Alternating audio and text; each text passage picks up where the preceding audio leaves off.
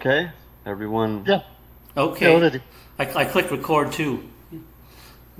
Recording in progress. Hello, everyone. This is the Happier Abroad podcast, and we have a few guests. We have Vanni, and we have Winston and myself. And Vanni, would you like to introduce yourself? Yeah, so hi Andrew, hi Winston. Thanks for the opportunity. My name is Vanni. I'm Italian, and I've been living in the Philippines for exactly 10 years.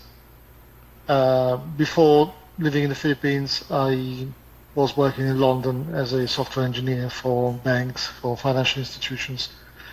And when I came here in the Philippines in 2015, I was running a company, an IT company, based in Davao City.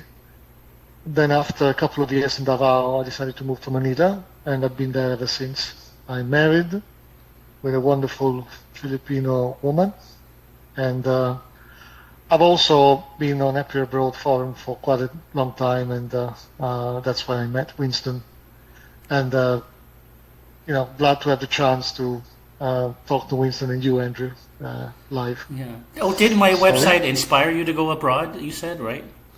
very much so. Yes, that's another story. Oh, That's okay. for So another you're day. a testimony of a changed life from happier abroad then. Well, let's say that my life already had a big turn to the worse, I have to say. And your father was the anchor, was the beacon that I used to change my life. So yeah, Yeah, I'm glad my website did something positive for somebody. yeah. I mean, the running joke is that it could have been anything. I was literally looking for an escape hatch from the life that or from the situation I was in. And the joke is, it could have been anything. It could have been Stormfront. By now, I would have been a Nazi. You know what I mean? Could have been. Luckily, it was Happy Abroad, so it was pretty harmless. And I developed this awareness of being able to be free elsewhere, which is exactly what I needed at that moment. And then, of course, everything made sense later when I started to travel. Yeah, well, maybe my website was like a tool for you to just go on your next journey or Yeah, destiny or whatever. yeah. It was the right Just a tool at the tool. right moment. Yeah, that's good to Exactly. hear. Yeah, I mean, so so now you're living in Philippines, and I mean, do you want to say what you're doing there, or what your life is like? Yeah, I Or mean, yeah, very concisely. So my idea was to move to the Philippines because I wanted to start an outsourcing software company. So I wanted to use, local talent, which is of course cheaper than, the one you find in London or in Europe, to offer services to startups in Europe or in the States, mostly financial technology startups or fintech. So that was my initial idea. The thing is that I've never been a businessman before. I never ran a company from abroad. So I made quite a few mistakes. So my first iteration of this idea in Davao, after a couple of years, kind of failed because we were not making so much money. We were not losing money, but not really making money. We were breaking even. So I decided to stop that company and reboot the company elsewhere. So the company is now registered in Singapore, and I'm still offering services to my clients. But over time, I've learned how to optimize stuff, and I'm now in a much better position. yeah, so And you're yeah, no, I said you're lucky you're one of the lucky ones that can find work overseas. Because not everyone can do that. well, I basically created my own work. I didn't find job. I didn't find a job. I created my own job situation. Yeah. Oh, okay, so you're Uh, very resourceful then. Yeah. Yeah, I mean, I was desperate before. I failed. I learned from the mistakes that I did. I try not to repeat them Yeah, and again. I try to adjust a few things, and the second time round was a bit more successful. Yeah. yeah, so wow, I mean, yeah, you're one of the few who can do that because a lot of expats they have to teach English or they have to be retired with a passive income. And st- Yeah, I mean, I was kind of lucky because my skills are transferable. It's just like English teaching. Software is one of the few truly transferable skills.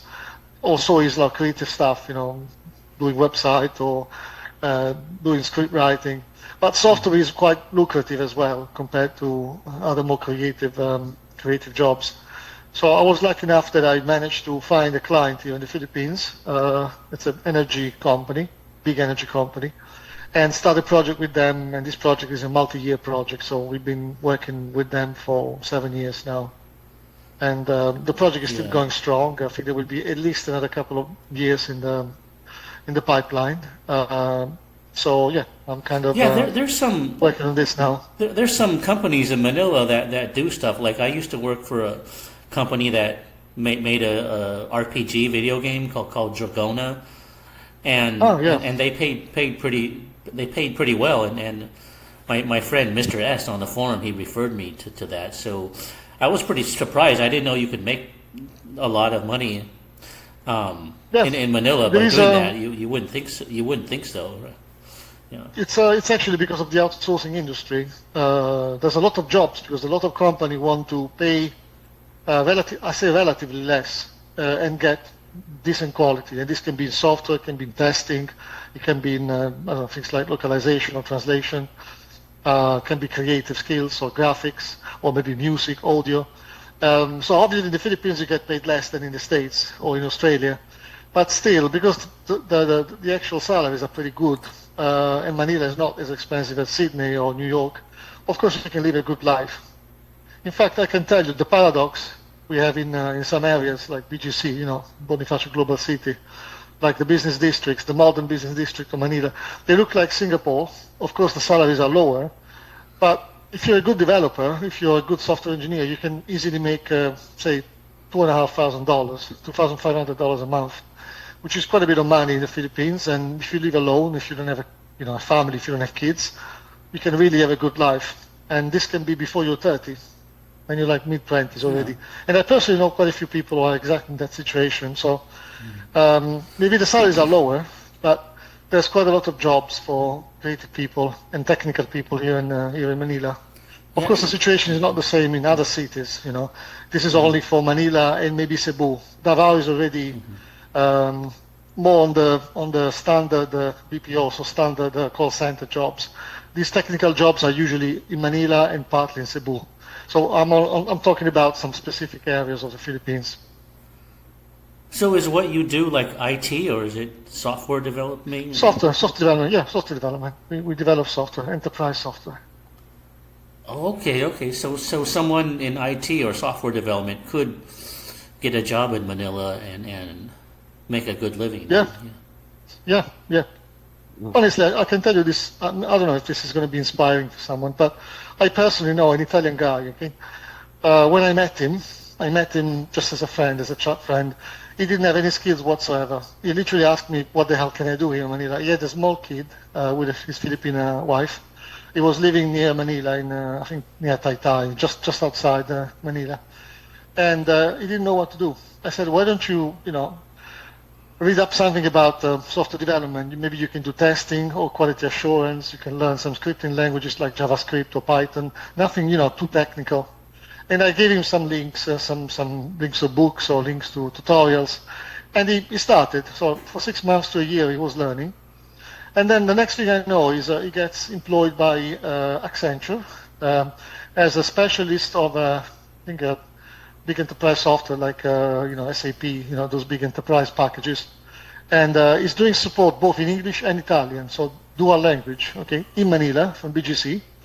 And I remember the day he contacted me. He said, "Vanni, I got a new job. I'm really excited about it."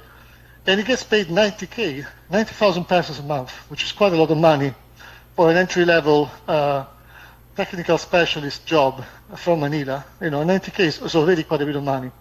Then I lost touch with him, and the next time I see him, just on Facebook or LinkedIn, I don't remember, he's got a job at Google Philippines, which obviously will pay him quite a bit more than 90K.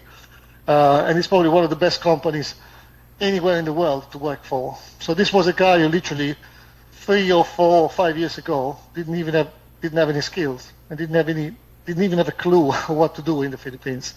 So yes, it's indeed possible to do something like that. And of course, I'm not comparing the Philippines with the States, okay, or maybe the UK, but I can assure you that in Italy, he would have not had that kind of chance. So he got lucky in the Philippines. Not even in Rome?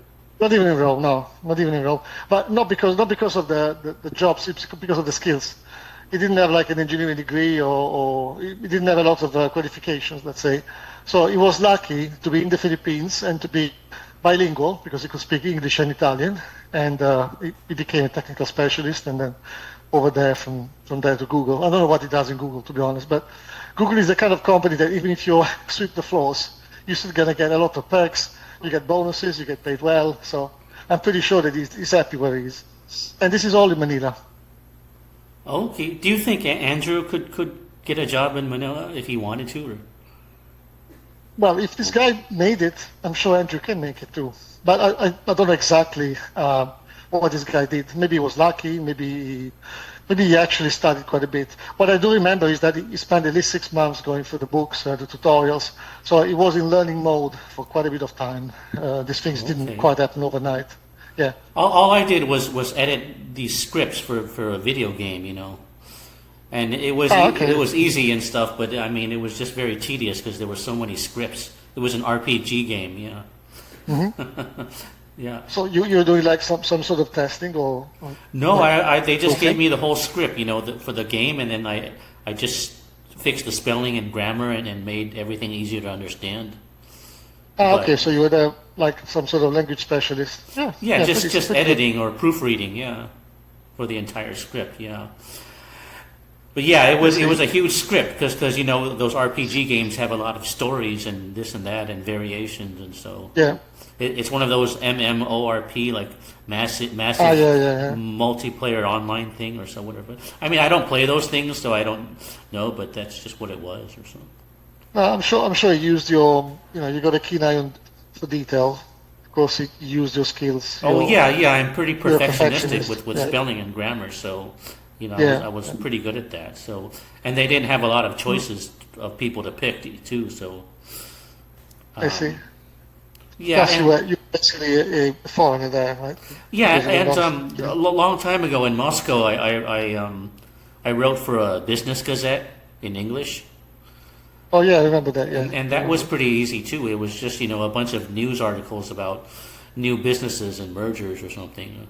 I can send you some screenshots of it sometime, but but yeah, there's always opportunities like that if you look for them and stuff, and there's not a lot of competition too. So true. I mean, definitely, for somebody who wants to, dig a bit deeper, there is more to do than just teach English or maybe do some. Yeah, because I don't think me and Andrew are the type of people that like to teach English. I mean, nothing wrong, but I mean, it's basically the first port of call for everybody. So obviously, there's a lot of competition, and it's true that it might work in Vietnam or in Thailand, but in the Philippines, where people already speak English, it's even worse. I mean, unless you're a linguist, you can actually work for one of the few international schools that teach Filipino, like proper English.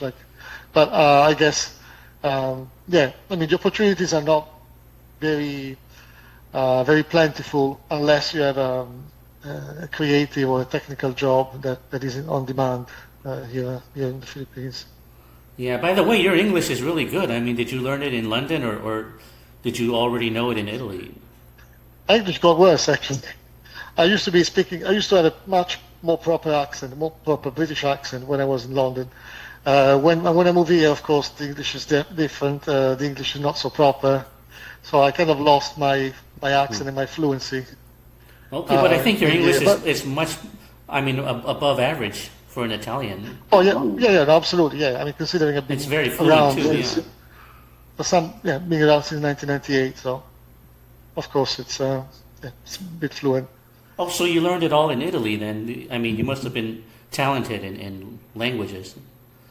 I don't know. We had a good. Yeah, in Italy, it's all about the teachers. If you have good high school teachers, then it's good. It's a good head start. So I was lucky. I had a good English teacher in high school who spoke English in the class. One of the few teachers who actually spoke English during his hourly class. And yeah, that kind of gave us, some of us at least, a head start. Okay. Did you want to say anything, Andrew, or? No, I was just wanted to ask Vanni about life in the Philippines. I've never been to the Philippines before. Just ask some questions about that. Yeah, look, life in the Philippines can be very simple or very complicated depending on what you do. So depending on who you are and what your objectives in the Philippines are. So as far as I know, and again, this is just my opinion based on what I've seen so far, most people don't expect to engage a lot in the Philippines. So they expect to disengage, they expect to retire, they expect a simpler life, they expect an easier life. And because that's what they expect, that's what they usually get. So they retire, they have some savings, so they build a small business with their wives, or perhaps they have some pension, so they have a recurring income that helps them sustain a simple lifestyle. They live maybe in the province. They don't live in big cities. They live in houses, outside cities, or maybe they live in small condos, and they just go through life normally. Now, when you're in that situation, okay, you don't get a lot of stress. What you do is basically, a cappuccino at the local mall, then you have a walk around, you see some greenery, maybe you're in BGC, you're in Makati, or you're in, the Ayala Mall, part of Cebu. So you tend to go to the places where it's more pleasant to walk, it's more pleasant to sit down and, see a few people, maybe talk to a few random strangers. And they do that kind of life every day, And then maybe they met some other expats, they met some other foreigners, so they engage with them, they have beers with them, they have dinners with them, they meet up to, I don't know, play cards or exchange stories about their lives. So the life is quite simple and quite smooth and quite nice. Of course, you can always have situations like, illnesses or, emergencies or accidents, and, tend to make life more complicated. But normally, if you don't go through those life events, the life is quite nice and smooth and cheap. You got your nice Filipino wife, maybe you got a kid or two kids, take care of the family. The family or maybe asks something from you because you're the foreigner, you're the one with the money, but also embraces you, so invites you to parties. You can feel some genuine, feeling of inclusivity from the family, from the environment, from the village. And that is nice. That is something that, especially people who live in the Anglo-Saxon world, where they don't get a lot of community spirit, they appreciate. They see, and they see that as a contrast to, say, their life in America or their life in the UK. Maybe less so for a French or a Spaniard or an Italian, but people coming from, the Scandinavian countries or Eastern European countries or the States or the UK, they can tell the difference. People here are friendlier. There's no doubt about that. So they live a nice life, and because they live a nice life, they don't get stressed a lot. Because they don't get stressed a lot, they live life quite nicely. Now, this is like Exhibit A, Specimen A. Specimen B, on the opposite side, is people who actually want to engage with the country, maybe because they want to do business, or maybe because they have something to do, or maybe because they are expats, so they're actual expats, so they have a job, they're seconded from their company here, so they're the country manager of this and that company, so they have to work. And engaging in this country is actually complicated. That's what the complications are, So in that case, you have to talk to Filipinos all the time. You have to learn how they reason, how they do work. You have to understand the limitations. Okay, there's only so much that you can expect from a Filipino. They are very sensitive to specific cultural cues, like, for example, how much you pay them, how well you treat them. It's very important. How much you care them as people rather than employees or acquaintances. So, I could speak for hours about this, but the gist of it is that there's a package of there's a kind of worms, there's like a Pandora box of things that you have to know, you have to learn, that can actually make your life, more complicated, okay? So when you live with the Filipinos, when you have to engage with Filipino companies, like I do, for example, I have to speak to these people every day. I have to, and I'm renovating my condo, so I'm speaking to laborers and contractors every day. You learn, let's say, the negatives of the Philippines, okay? You understand the nepotism, you understand the corruption, you understand the laziness, you understand all the limitation of the Filipino culture and mentality. And that can make your life quite complicated. And that's where the stress comes. So you get stressed. The stress will not be conducive to you living a nice life. And maybe sometimes the stress gets, it gets into a feedback loop, so it gets worse and worse over time. And I know a few of these people who actually left the Philippines after a few years because they tried to make it and they couldn't make it, and they just couldn't take it anymore. So after a few years, they left. Some of them went to Thailand, some of them went back home, some of them tried another country. Some of them learned some lessons and they took them to another workplace or another social situation. I don't know. So yeah, so in a nutshell, depending on who you are and what you expect from the Philippines, life in the Philippines can be a lot simpler, a lot smoother, and also a lot cheaper, or a lot more complicated, because the Filipinos are not exactly an easy society to work with. Their rules are completely different. The levels of engagement are completely different. The level of commitment is different. The meaning they give to words is completely different. It's what I call the social contract. The social contract in the Philippines is completely different from the social contract in the UK or the US or Australia. And maybe some of the things that you like about the Filipino people or the Philippines, that you say, okay, it's such a friendly people, such a friendly mentality, such a nice culture. The same thing when you engage with them on the business side become negatives, because yes, they're friendly, but then they can become sticky. You don't want them to become too friendly, or you like them to be relaxed, so nice and relaxed. But if they're to work for you, you don't like them to be too relaxed, because when they're too relaxed, it means they're not too productive. So things that you see as positives immediately become negatives. Oh yeah. And you have to, and so in a nutshell, you have to negotiate with this very different culture. So yeah, it can be complicated. It can be complicated. Yeah. I mean, that makes sense.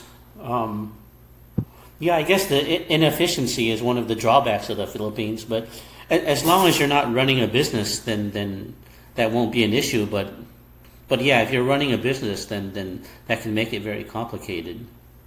What's the language that's used by Filipinos? So it's English, of course, but also they speak Tagalog. Unfortunately, I was never able to learn Tagalog, and I blame myself, honestly, because 10 years in the country and not even trying to speak the local language, that's a bad. It's bad of me. It's on me. It's my problem. But I have to say, to sort of forgive myself, that most people do speak English. So when you speak to educated people, English is the language that everybody speaks. However, as soon as you step out of that bubble of educated people, so the upper class and middle class, let's say the top 20%, 25%, the remaining 75% don't really command English so well. So it's not easy to speak English to them. Or perhaps they pretend to listen to you. They nod, they say, yes, sir, but then they actually don't understand anything. They don't understand anything, or they don't understand much of it. And then they are too shy or too embarrassed to ask you, again, can you please repeat what you said? So you have to be aware of that. The level of English is not so ubiquitous as one could expect. Well, yeah, it's just simple English, right? I mean, as long as you use simple vocabulary words. But I notice people don't respond well when you ask hypothetical questions like, "What if?" or "Suppose I did this, then what?" or "Why?" When you ask something like "Why?" they don't like to answer that. They just say, "Well, it's just the way it is," Yeah, well, that's another positive / negative of the Filipino culture. It's called the mañana, the tomorrow. We'll think about this tomorrow. I don't want to think too much. I mean, they don't like to explain that, things or give explanations. They just, they no, want a simple question like, "Where's the bathroom?" "Oh, it's over there." They like simple questions like that. They don't like questions with "why" or "what if" or something. Well, the question is it because they don't know the answer or because they don't want to think of the answer? Because if you don't know the answer, you can still reason about it. That's the way you. Oh yeah, I think it's both. You create new knowledge. Yeah, it's probably both. I mean, they don't speculate or give an educated guess. They just don't like questions that start with "why" or "what if." Honestly, it all depends on the upbringing and the education. So the first few years with the family, who the family is. And this has nothing to do with money, nothing to do with socioeconomics. you can have a family of teachers who are extremely intelligent and cultured, but they don't make a lot of money, and their kids will be just as intelligent and cultured. Or you can have, the new rich, the Nobel rich, who barely, they skim through life with no care in the world, and they don't even have to think about anything else than getting the next bunch of money or passing a couple of exams. So those people don't like to reason that much. So it really depends on who you speak to. Again, I would think that at least 50% of the Filipinos are very intelligent, and the other 50% they don't really care. They have this mañana mentality. I don't want to think about something that doesn't exist. I don't want to think about something that hasn't happened yet or might never happen. They just live for the moment. And this is actually one of the reasons why Filipinos are so famous for being gullible. They get scammed all the time. They get into debt all the time. They never save for a rainy day because they live in the moment, they live in the present. They're not able to reason in terms of the future, in terms of the consequences of their action. And this is not a marker of their culture. This is not about being Filipino. It's about being an uneducated person who happens to live in the Philippines. And unfortunately, there's a lot of them because the education system can be good in some cases, but in most cases, it lets down a lot of people, especially the public one. So unfortunately, that's the situation. Plus, living in the countryside, living without any stimuli for your life doesn't actually help. You have to be an extremely rare case of a whiz kid, to be able to be successful later in life. So yeah, it really depends on who you are. But yeah, I've seen this a lot in Filipinos. They're intellectually relaxed, or maybe even lazy, I guess. But it's also true that there's a lot of people who are not like that. And unfortunately, a lot of those who are not like that, you will not find them in the Philippines. They will have to go abroad to find jobs. So you don't find the creme de la creme all in the Philippines. Most of them will have migrated. You find them in Australia, you find them in Singapore, you find them in Hong Kong, you find them in the Emirates, in the States maybe. And they're not just maids. They can be seamen, they can be engineers, they can be doctors or nurses, so extremely well-educated people. So that kind of gives you the bias, because the people you find here are usually the people who couldn't or wouldn't go abroad because of, educational or cultural or socioeconomic reasons. Yeah, and some just don't want to leave their family too. They want to be close to their family. That's also a factor, but believe me, the family is not necessarily the reason. Maybe people say that. Remember, if somebody has a chance to a better life, which means 5 times the salary that they get in the Philippines, maybe doing the same job like a nurse or an engineer, believe me, not only they will leave the family, but they will leave the family for a few years, and then the next occasion, maybe when they get a visa, they immediately reunite with the family. So when a girl says, "Oh, I don't want to leave my family, I want to stay together with them," maybe it's genuine love, but it's not a very wise choice, because the people who have a chance to go abroad, they do go abroad, and then they work very hard for a few years, and then they take the family with them to whatever place they move to. So yeah. Yeah, it seems like they can endure hardship very good. I mean, they have a lot of endurance. They can tolerate a lot of things I couldn't tolerate. That's one of the good things about the Filipino people. They're extremely resilient. I've cried a lot, especially the first few years. I couldn't stop being moved to tears, really to tears, about all the things that I saw, all the hardship that Filipino families and communities went through. Think about all the typhoons, all the bad weather, all the climate events that come, and they sweep away entire communities. And these communities have to start from scratch every single time. So farmers who lose their land or lose their harvests, kids who cannot go to school for months because the schools have been destroyed, completely destroyed. Disruption everywhere, poverty everywhere. Yeah, you don't hear them become pessimistic or gloomy or say that life sucks. I mean, they don't complain a lot like Americans do. Yeah. The level of pain is exactly that. And that's, again, one of the positives/negatives, is this mentality of let's live for the today. So I have to start from scratch. Stop crying. Let's do what we can do today to improve our lives. And then tomorrow is another day. And then we'll think about tomorrow. So the same thing that I consider a negative, in this case, it becomes a positive, because it reduces their stress, their anxiety. It makes them, kickstart their lives almost immediately, again, without a lot of fears, without a lot of uncertainty for the future. So, as you can see, every negative becomes a positive and vice versa. Yeah, I mean, isn't that how Southeast Asia is in general? Or is that unique to the Philippines?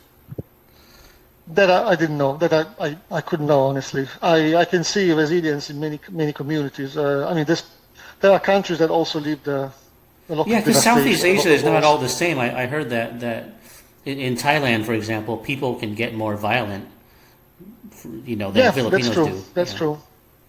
Honestly, I don't know because I think I would have to be an historian. I mean, to really understand the history and the culture of the whole of Southeast Asia to really answer the question. I don't know. I can give you some impressions, some opinions. I know a few things about the Philippines because I've been here for 10 years. I know, for example, that Vietnam also went through a very, very bad war, and they were extremely poor, much poorer than the Oh Philippines. yeah. They endured a lot And too.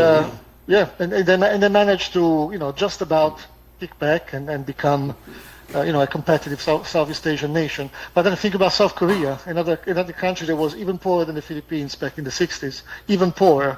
I can give you a couple of stories later, and yet they rebounded in a miraculous way. In a few decades, they became one of the top world economies.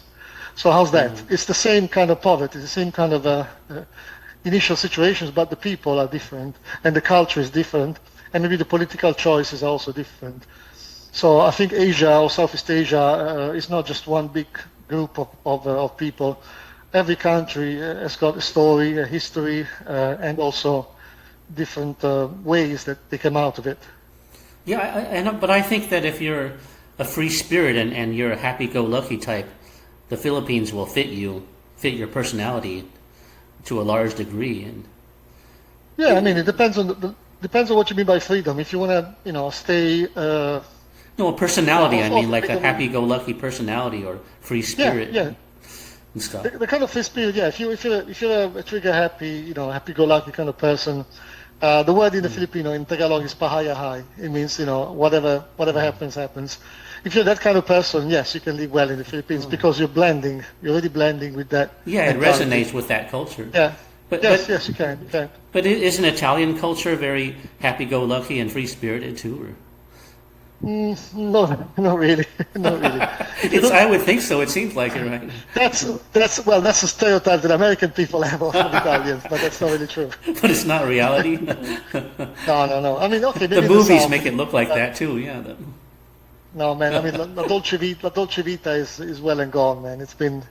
And this is actually one of the things. Or maybe that it was I, true in the past, right? Or Look, there was an economic boom. In the 60s and 70s, most economies were on the up. Italy had what they called the economic miracle, the Italian miracle. For a few years, we even surpassed the United Kingdom, the UK, in terms of an economic power. We call them il sorpasso, which means the overtaking. So we proudly made a statement to the world that we were effectively the fourth or the fifth biggest economy in the world. But that was a long time ago, and things have never been good since. okay. Since the 80s, things have gone, since the late 80s, early 90s, things have been going a little bit down the pipe. Yeah, what's the Dulce Vita you were saying? That it's no more? Dulce Vita. Yeah, Dolce Vita. No, Dolce Vita means the sweet life. It's basically, Federico Fellini's movies. This kind of feel. Yeah, the the kind of sweet feel romantic good, life you see in the movies. You mean? Yeah, the kind of romantic life, where good feelings always prevail. When you can just enjoy and relax. I think it's a bit like the Frank Capra movies from your time from the 50s. It's the kind of feel good feeling. So we had it in Italy. It's called La Dolce Vita. So you're in Rome or in Naples. But I'm sure it exists to some degree, right? There. I mean, the Dolce Vita is still okay. Life is still sweet if you have money, of course. If you can. If you don't have problems with, spending money, if you don't have to worry about your salary lasting But for it's a long also time. relative. It depends on what you're comparing it to, right? I mean, I'm sure if you compare America to Italy, Italy is more free-spirited and happy-go-lucky than in the U.S. Well, right? but that's a necessity because we have to make do with what we have. You know what I mean? For example, And more soulful too, yeah. No, but I'll give you an example. Why complain that we don't have huge mansions that you have in the States? In the States, everybody lives in a 6-bedroom house with 3 bedroom, and I've been to one of those houses. Just the toilet is like as big as my entire bedroom. So it's another dimension of life. We don't complain, of course, because we have another way of living. Nobody in Europe would be jealous about American mansions. In your case, you live, far away from the city center, in properly designed communities. In Italy or in France, in Germany, we have a lot of old buildings and legacy, so we have to live in the city as it was in the 1700, in the 1800. There's a lot of history there that keeps us from expanding. So it's not isolating like America then. I don't know, maybe because of that it's not isolated, I don't know. But for example, you have the ghetto situation in France where political choices forced entire communities back in the days, in the 60s and 70s, to move away from the city centers. And that's why in France you have lots of those riots and problems, because these communities have been disenfranchised and alienated for a long time. And now, well, not now, but I mean, for a few years they started to protest, and sometimes the protests get violent. These things never happen in Italy, because in Italy we have a sense of community and everybody's been blending more or less everywhere. We never pushed our migrants to the banlieue, to the ghettos, like in France. So, yeah, there's also, a matter of history and politics to consider. But Italy doesn't seem repressed. It seems like people express themselves, right? They're not repressed. They express themselves. Yes. Do people walk around like very free spirited? Do people talk to strangers? To be honest with you, not anymore. It used to be like that. When I was a kid, when I was a teenager, we used to have this piazza. This big places where all the students would finish school at the same time, like 1 p.m. And then for 20 minutes or half an hour before going home, we would just meet there and just hang around. So you would see hundreds of kids collected in the same place, like a lot of them. Very, very common in Italy, everywhere in Italy. But because in every town in Italy, even if it's a small town, we still have a piazza with a church. So we still have a place where kids can hang out. Or, sometimes we walk up and down the street with not much else to do. We don't have malls in Italy. Malls is a very new concept. So the best thing we could do is, on an evening, say Friday evening, walk up and down a long street, full of shops. Maybe stop by a pizzeria, have a pizza, or stop at a pub or a bar, have a beer. So relatively simple life. And as you meet a lot of people when you go up and down, there's always a chance to meet someone and chat about it. Maybe this person is not a stranger. Maybe this person is a friend, but then is next to him or next to her, there's another person who's a stranger to you, and then you talk to this person, you make friends with this other person.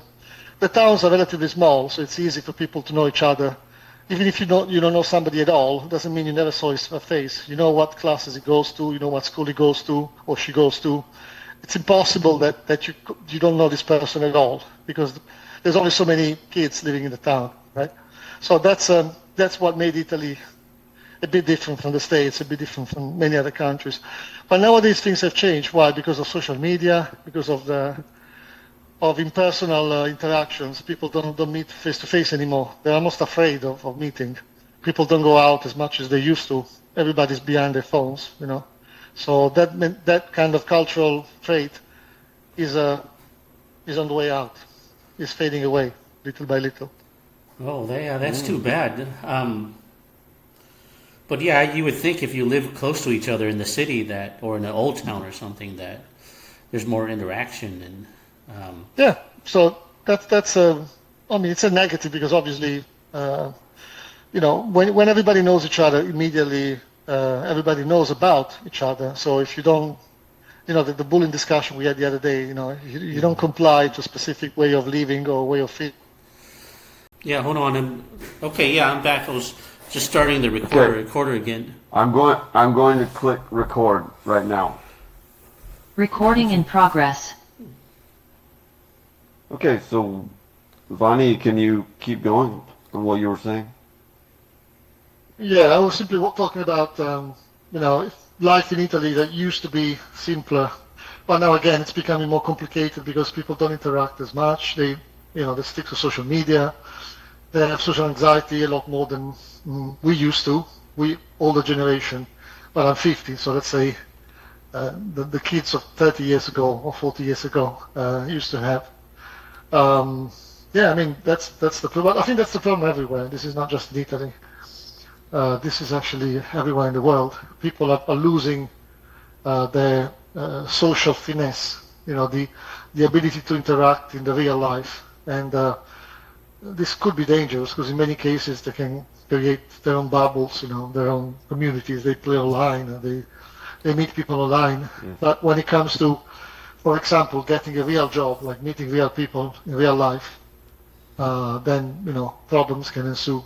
And I saw a blog the other day that said Gen Z, the latest generation, I think like 75% of employers are not happy about the latest batch of Gen Z kids because they don't have what it takes to enjoy a job, to commute, to work hard, to interact with people politely. They're too sensitive.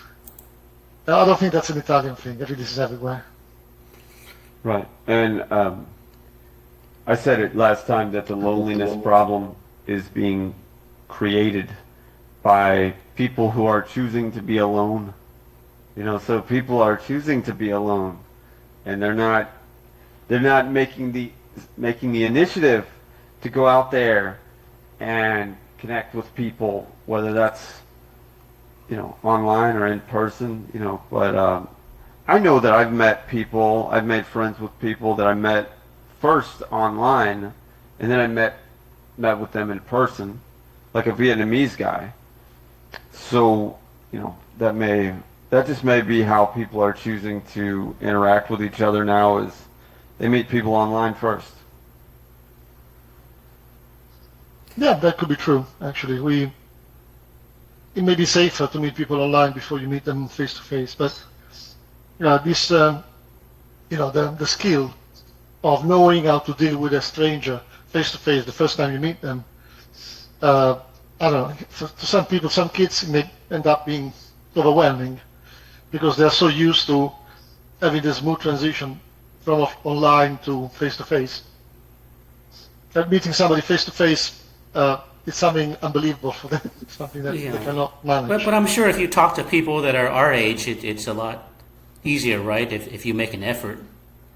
Yes, because we are, in different generations in the 90s. Okay, with all digital technology. And if you're part of something like you're in a band or in a club or I don't know, involved in theater or something, or arts and crafts or something, or of course, you would also. All right, you guys keep going. What was you saying? No, I was just agreeing with Winston. Okay, yeah, well, or you I can wanted to probably ask- use couch surfing too. I was going to say, Yeah, and just sure, and always, if you meet someone and they seem like a good person, add them on Facebook or get their WhatsApp. Because I met a Vietnamese guy here, and he speaks English, and he wanted to add me on WhatsApp. So I mean, make the initiative, because you've got to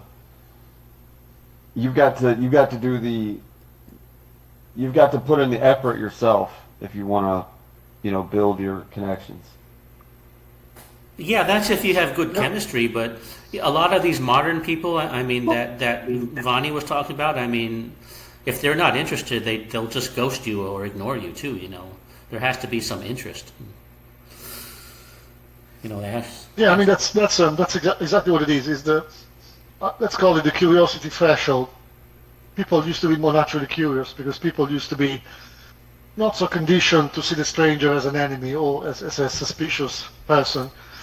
Even kids, when I was a kid, my mom never told me, "Oh, you should never speak to absolutely anybody you don't know already," because there's always going to be a situation where you don't know somebody. You have to learn to deal with them.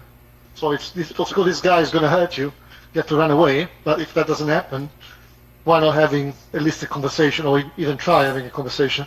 But the kids of today, sometimes they have over anxious parents who teach them to stay away from anybody, and these kids basically live with the anxiety of not being able to interact with anybody else who's not in the inner circle, in the family circle, or family plus. Is it because the media conditions them to be paranoid? Because it can't be the food, right? Because Italian food doesn't have GMOs and stuff. It's not as processed.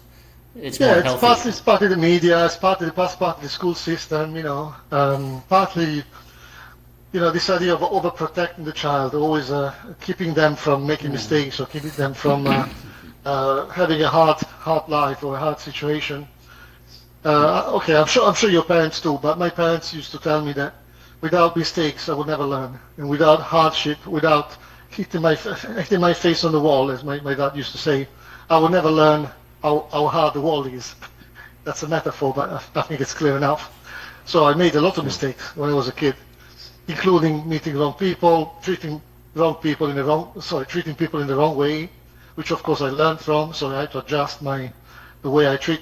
I was bullied as well, and I bullied people as well. I learned how to avoid being bullied, and then I started to become a bully myself, and then I regretted it. So, these are experiences that people have to do when they're young.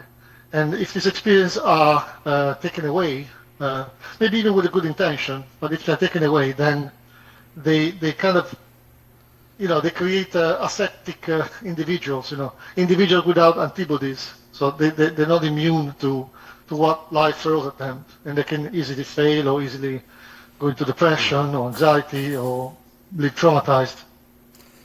Yeah, people have told me that Italy is actually better if you're a woman than if you're a guy. Is that That's so? the whole world of fiction. That's the entire world. Like if you're an American woman, you get a lot more attention than if you're an American guy, right? if you're a woman, full stop, without attributes. Yeah. No, I mean, it depends. I mean, in Italy we still have we still respect women because they are our mothers, are women. Our grandmothers, our aunties are women. Many of us have a good chance to have lived most of their lives surrounded by women, strong women, by the way, and therefore our perception of women is, you got to respect them. That they are who they are. You cannot. But the women there, they have lots of choices, right? They can choose all kinds of men. They have many choices, so they're more spoiled, right? Yeah, right now, yes, of course. But again, this is not something that happens in Italy only. This is it's because of the the globalization of the romance scene or the dating scene. Back in the days, when my father and mother, when my mom and dad were young, they actually came from two different towns in Apulia, within the same region, but two different towns. And that was already a bit strange that two people would actually marry and they would be from different towns. Because usually you would marry people from the same city, from families you've known for a while or you've known forever or you heard of at least. So back in the days, a woman had very limited choices who to marry. Nowadays, sky's the limit because you've got apps, people travel, people work abroad, people work different regions of the same country. They have an infinity of possibilities to meet men. And same with men, I guess, but because women always have the leverage. They always have the upper hand. They're the one who choose, right? So they can choose anyone, not just within the city or within a specific circle. Yeah. Well, go ahead. Yeah. I wanted to go to a different subject, but I was going to say that there's so much ancient history in Italy. You've got Rome. You've got the Colosseum, and you've got those huge historical figures. What Michelangelo? Or what was Yeah. And there were many others. I can't think of them right now, but yeah, it's a huge, so much history in Italy. Well, I wish we could live up to the history, to the glorious history, but unfortunately, every country goes through ups and downs in history. Once glorious countries become poor countries or become, they become, they jump on the tail end of history. Think about Egypt. Egypt was one of the cradles of civilization. Now it's just a huge but not so relevant Middle Eastern country. And you have Dubai or the Emirates. It used to be literally desert, nothing else than Bedouins and small tribes with camels. And they're now some of the world financial centers, like financial hubs. Same with Singapore or places that didn't even exist. Even the same United States, places that didn't even exist 300 years ago. Yes. Yeah. So, do, I mean, do you study a lot of history in Italy? You know, about ancient Rome. Yeah, we have You to know. study. Yeah, history is one of the main subjects in the school, in any school actually. So you do like junior school. Okay, let's say since from the primary school onwards, you always have history. So you learn about the history of your country, history of Europe, history of other countries in the world, something like that. There's Leonardo da Vinci, Niccolo Machiavelli. Um, Yeah, yeah. you know, Those are some, and, yeah, some big names. But you know, these people are not Italians of today. You know, there's a stereotype that people. It's almost like Italy is living to the expectations of those grandiose figures, those big people, big figures. But it's not the case. Well, remember that you know these are just the top intellectual, the top scientists, the top philosophers, the top artists. The rest of the country was all poor and miserable, and people were barely knew how to pronounce their names. They didn't know how to write or read. They barely knew how to, I don't know, maybe read the Bible. You know, people were extremely literate at the time. So uh, what you're talking about was the top 0.001% of the population of any country in Europe. Same for, I don't know, Isaac Newton in the UK, or some of the founding fathers of the US, something like that. Um, Surely the situation is better now because people are more cultured. The general level of education is much higher. okay. Well, how everyone wants to know how are the women in Italy? How would you describe the women there? Uh, I don't know, honestly. I don't know anymore. I left Italy when I was 22. Okay, now I'm 50. So I have to humbly decline to answer because I'm not an expert on Italian women anymore. I sometimes ask my cousins, you know, cousins who are younger than me. So I've got a cousin who's 30, woman. Then I've got cousins who are 28, 20. I think 26 is my youngest cousin. And as far as I can see, yeah, we just basically follow the same trends as every other country. It's a globalized world, isn't it? So it's not like women of Romania are completely different from the women of Italy or the women of China. There's social media everywhere. There's superficial contact interactions everywhere. There's lots of huge expectations everywhere. Beauty standards may be slightly different, but they tend to always be higher than what the average man or the average woman can be, and therefore create anxiety, create problems. Um, I wouldn't think that, even if I don't know much about Italian women, I wouldn't think that Italian women are so much different than Spanish women or French women. Maybe there are some cultural traits that you can see in some women from specific countries, but again, those are stereotypes. I don't think we can generalize. You know, for example, you know, Italian people say that French women are crazy, and to be honest with you, I found lots of French women who were a bit crazier than the average Italian woman. But I don't think that's a lot of data points. That's enough statistical evidence to say that all French women are crazy. But what I can imagine is that because of the sexual customs in France are a lot more relaxed. Okay, it's much easier for families to have been divorced, to have been dysfunctional families from a traditional family point of view, and therefore the kids are also more dysfunctional than in Italy. Maybe that justifies why you find lots of girls who are effectively dysfunctional, traumatized, or have problems. And same as in England, where you know the family is disintegrated. So cultures like in the Middle East, maybe you find more traditional women. Those women tend to be better adjusted. Maybe they do better at college. They have better careers, stuff like that. Hmm. But again, it's difficult to generalize. It's difficult to generalize to all Well, over so, the country. so Italy still has a Catholic conservative culture, right? I don't know. Yes and no. Yes, I think we're losing it very quickly, though. For example, you go to mass, you know, you go to churches, and you see fewer and fewer people, and most of the people you know are actually migrants. So you know, you go to Catholic church in Italy, you find more Filipinos, literally more Filipinos than Italians, because Filipinos still see the church as as a place of aggregation. So they like to go there, not just because of the mass, but because it's a way where they can be together and express their identity. How come you don't go Yeah, back to Italy and visit once in a while? I do, but not so much anymore. The last time I was there was shortly before COVID, and then I've been there ever since. Before then, I used to be there like once a year, sometimes twice a year. Yeah, but to be honest, I've been very busy with my job here.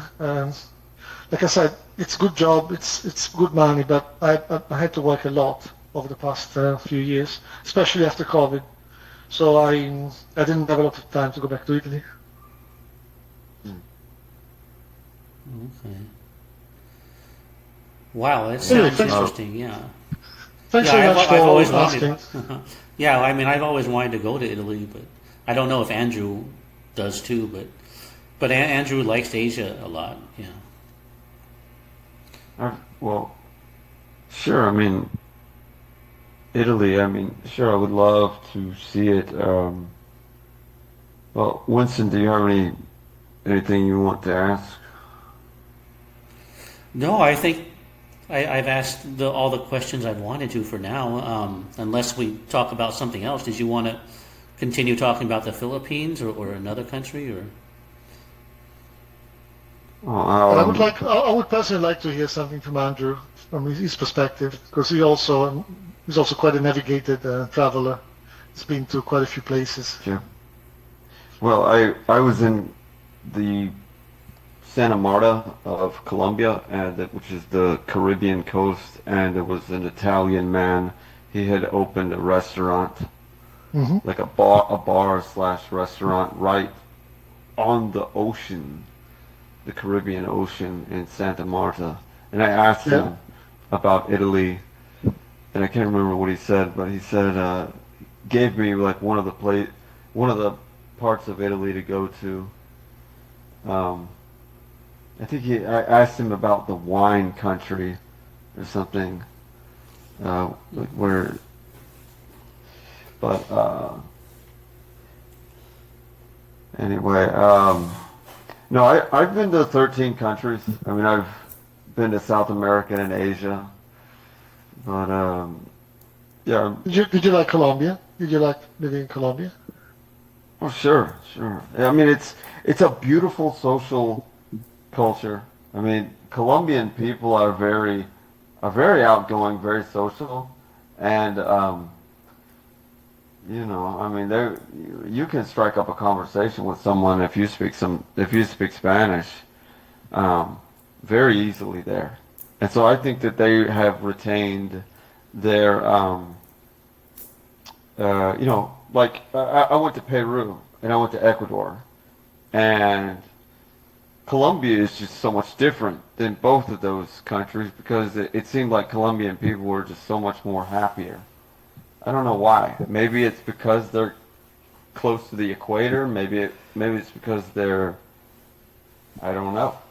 Maybe it's because of their history as a country. But Yeah, you know the way the people are there, it just seems like a very happy country to live in, even though there's a safety factor. Um, and from what I can tell, the women love the men there, and you know the men love the women. And it's kind of like that here in Vietnam. The women love the men here, and the men love the women. And you know that and people are kind of are happy here. So I mean, I I will probably go back to Colombia again, but you know you always have to be safe there. yeah. Um, Yeah. So what about Vietnam? Is it happy-go-lucky like the Philippines, too, or free-spirited, or? no, I will say that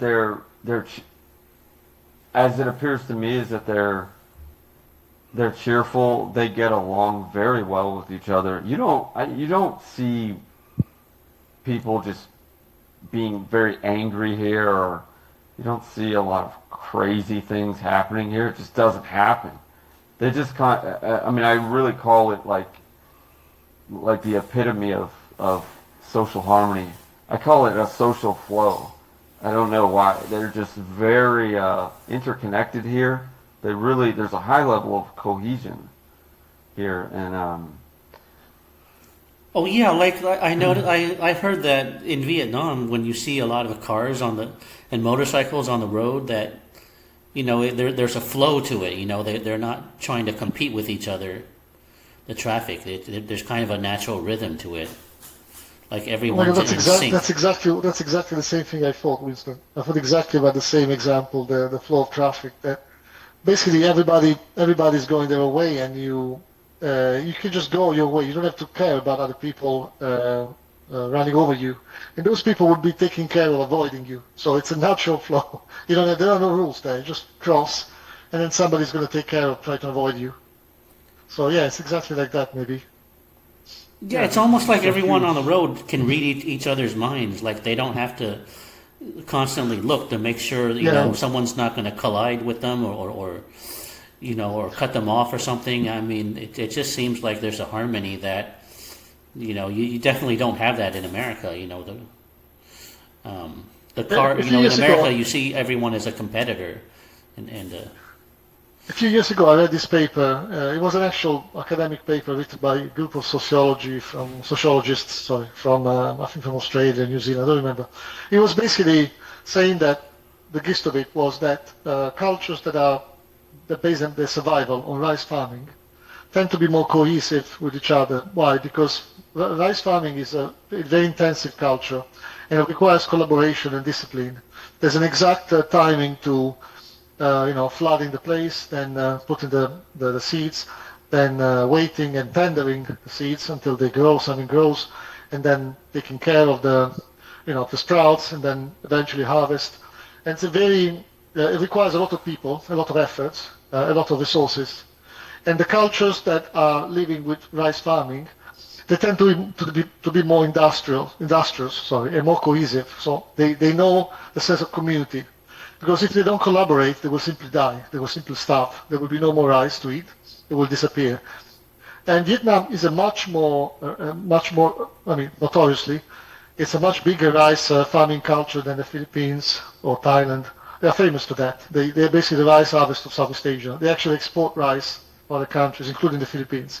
So I don't know if this is an explanation, but I wouldn't be surprised if this kind of culture made it into general Vietnamese society, and the society is more of a collectivist society. So they know that there is a greater good, and people have to somehow respect, the greater good. So try to collaborate with each other. Otherwise, the society would be gone. Would be broken forever. Maybe that's also an interpretation.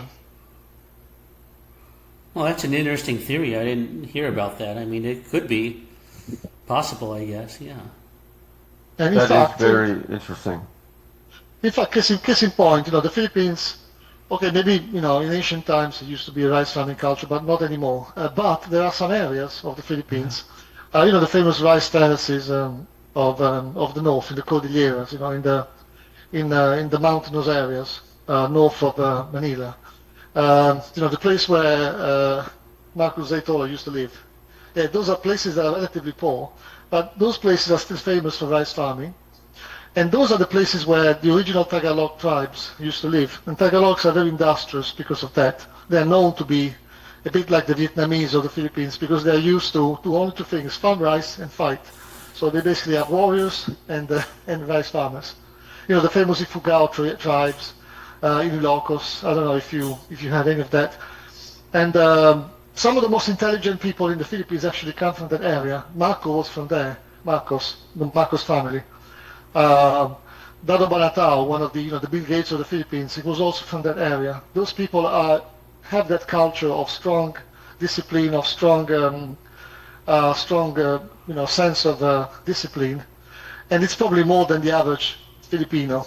And that also kind of falls under the same interpretation that rice farming is conducive to a collectivist society and a society that knows and exercises discipline more than, let's say, the average.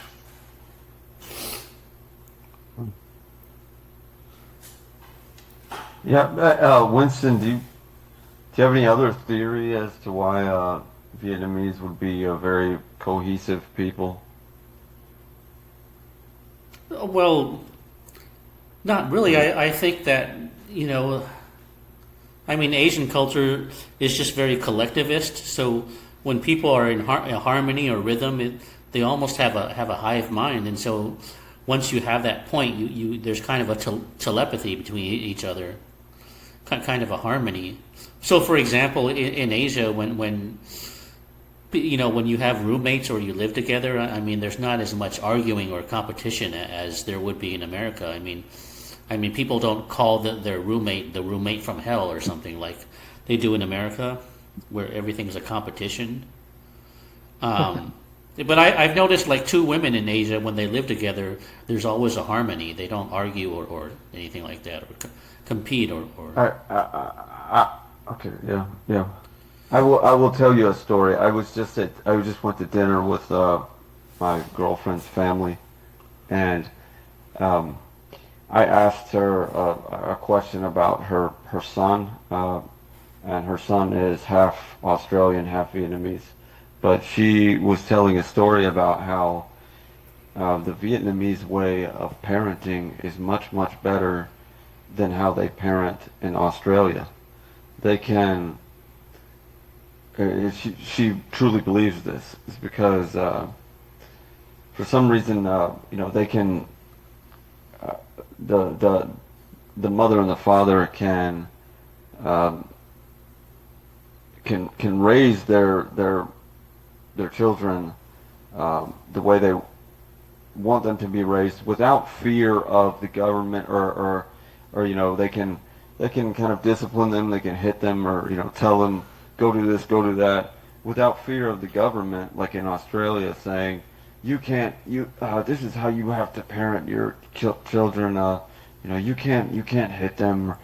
I mean, I'm not saying that they hit them like hard, but I mean they you know apparently that she this is a Vietnamese woman saying that the way that they raise their children here is much better than Australia, and she lives in Australia now. But Yeah, no surprise, no surprise with that. No surprise with that. You can just replace Australia with any first world country, and Vietnam with any no ethnic minority that has a more traditional sense of family. So same with the UK, and then you say the Indians or the Middle Eastern. They tend to give their kids more value, more family values for sure. They tend to discipline them better. And this is why I say the UK, for example, another country I used to live in, you see the stats, and all the top places are taken, so say the Cambridge entrance examinations or the best PhDs, the people with scholarships, they tend to be British, but from of an Indian ancestry or a Pakistani ancestry or a Lebanese ancestry or a Russian ancestry. So you see these families that have better values, that have created more successful individuals, more successful citizens of that country. sure. Yeah, I mean, there's pros and cons to being a collectivist country or an individualist country. You know, I mean, in a collectivist country, people help you more. You know, you have more support from people, so it's easier to survive. Whereas in an individualist country, it's kind of every man for himself. You know. Well, That's true. it's also the fact that Vietnam is a homogeneous culture. I mean, they're ethnically Vietnamese here. This is not multiculturalism here. Um, and Oh, so you don't have Yeah, to that be sounds true. politically correct in Vietnam, right? I mean, you That's true, actually. well, That's true. So well, social cohesion is also coming from homogeneity, so being homogeneous. So Vietnam is not there's the same. there's no need to be politically correct here, Winston, because no one cares about that to begin with. People are just going along with their daily lives, and in fact, no one talks about politics here. But I mean, Yeah, well, that's good because it's a useless subject, you know. And it's also useless to debate things like gun control or abortion or race and stuff. Talk Yeah, about Andrew, race. sorry. Because what do those things do? They divide people. They cause division and opposing opinions that just kind of don't bring people together at all. See, when you remove Yeah. all of that is removed here, so people are just not like it was amazing with me when I went on dates with women here, and they would talk to me, and we would just hit it off, and we'd have some good conversation, and it wasn't, are you a Republican or Democrat? What do you think about this issue? Tell me what you think about this issue. None of that even came up. It was just we just had like normal conversation. Yeah, I mean, I'm sure people don't judge other people by their political color, political Yeah, I polarity. mean, and that's Yeah. how it is. Well, that's how it is in America. I mean, it's just No, but it's the same we're in not going Italy. to talk about America. In Italy, actually, that's one of the few things that are actually true. It's not a stereotype. We still give politics or intellectual alignment or cultural alignment quite a lot of weight when meeting people. So somebody who's a progressive left-wing guy or girl will not get along very well with somebody from a much more conservative right-wing kind of culture. Vietnam at least has the advantage of being ruled by a single party. So there's no political dissent in Vietnam. It's just a communist party there. So perhaps politics is taken for granted because things just go the way they've been going for decades. And it's like in Singapore, okay, in a good way. That's the same thing as in Singapore. It's such a boring country there because it's difficult to make any kind of debate about culture or politics because that doesn't exist. It's been a single party since the foundation of Singapore. It's been a single party, single color, single way of doing things, which works obviously, but still a single thing. So people don't even talk because it's so obvious to them that there's nothing to talk about.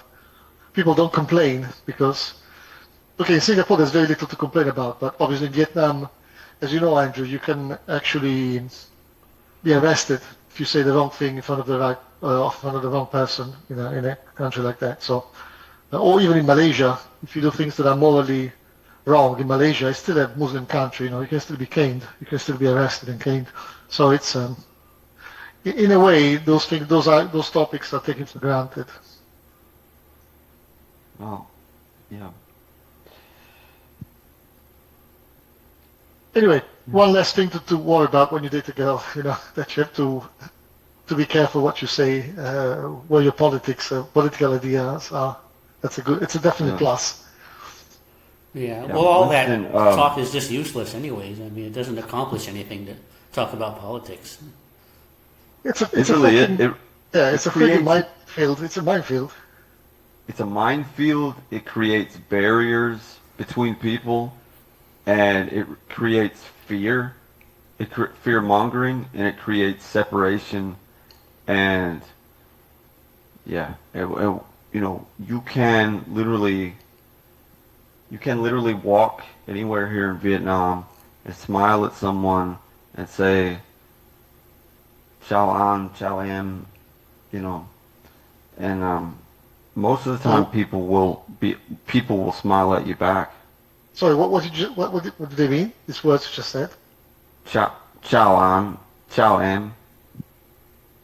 Does it mean like Xin, hi? it's a hi, "Xin Oh, chào." okay. Oh, sounds almost like ciao, Italian way They're to say. they're yeah, "Xin chào." That's how you say hello. But like I've tested this. Some people I will say hello, or you can just say hi. Even they'll say hi. Um, like 90% of people will smile and say hello back, and then 10% won't. But Winston, I've been trying to get Winston to come to Vietnam. I hope he will visit here one day soon. Yeah, me too. I mean, everyone says it's great there and stuff. And, well, I mean, most people do. Not everybody does. I mean, I don't know. I mean, some people say Vietnamese are too workaholic too. too materialistic. But as long as it has a good vibe, that's good enough for me. I mean, it's friendly. Yeah, you have to kind of work to put some effort in to build friends. But I think it's a great environment here. Yeah, I don't You know, mind I can extending hope- effort as long as you get something for it. I mean, some countries, there's like a cold wall. It feels like if you put any effort, it won't go anywhere. Like it's just useless. Oh, sure. That's not. No, it is very social here. So if you put in effort, you're definitely going to get a return. What I'm hoping is that Vietnam stays the way it is. I do not want it to change. I do not want to see an influx of foreigners massively coming over here and causing problems. I hope that, Yeah. you know, Yeah, it seems like America leaves Vietnam alone. It doesn't try to go in and change things or try to create a democracy or something like that, or bring in Western values or something. I'm sure the media. Yeah, there's some Western influence, but it's not actively trying to interfere like it does in the Middle East or in Ukraine or something, trying to make it Western, turn it into democracy or something. This is an advantage, the advantage of when a country has a strong identity, and I mean like a strong sovereign identity, like the identity as a country. And you can see this in Thailand. Vietnam probably still has a very strong identity. So despite being colonized by the French, maybe by the Chinese, they still have a strong Vietnamese sense of who they are. In the Philippines, you don't have this, for example. In the Philippines, everything is fragmented. So, and I can resonate with Italy as well, because Italy is little bit like that. Italy never considered themselves to be a single unified country. So it's always been town versus town. It's always been region versus region, or north versus south, east versus west. Always this little. Alex said Venetians didn't want to become part of Italy. Yeah, almost nobody did actually. But without talking about Italy, I can see some parallels between countries that have lost or never had strong sovereign identity, and countries that did. I can really see that. And the same problems that Italians have are the same problems that the Filipinos have. Oh, all the corruption and stuff? People just accept that, though. The corruption, the selfishness, the idea that, we are we and they are they, and those people are always like enemies, or, to see them with suspicions. And again, positives and negatives. The reason why, we have this amazing art with these amazing monuments and piazzas and churches in Italy is because literally every town. What was that? Oh, about Japan? yeah. Oh, okay, yeah. Why don't you ask him some questions then? Well, I'm not an expert, though. I can only speak by the limited experience I had.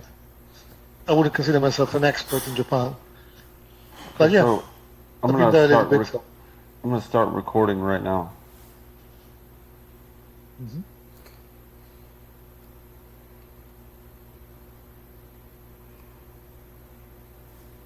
I had to send. Oh, Recording in progress. okay. So we're still continuing here. Forgot what you were saying, Vanni. Mhm. Well, what were we saying before it got cut off? I think. We were talking about Vietnam, right? We Vietnamese, were yes. talking about Vietnam and how the U.S. government doesn't interfere with Vietnam, right, or something. You're talking about Yeah. how Philippines is fragmented. Yeah, my Oh. point was that there's not a lot of strong identity in the Philippines, not as much as there is in Vietnam or in Thailand. So one of the consequences is that the people don't care about the others. They see everybody else as a potential enemy or a competitor, which means people are more selfish. So they always ask themselves, what's in it for me?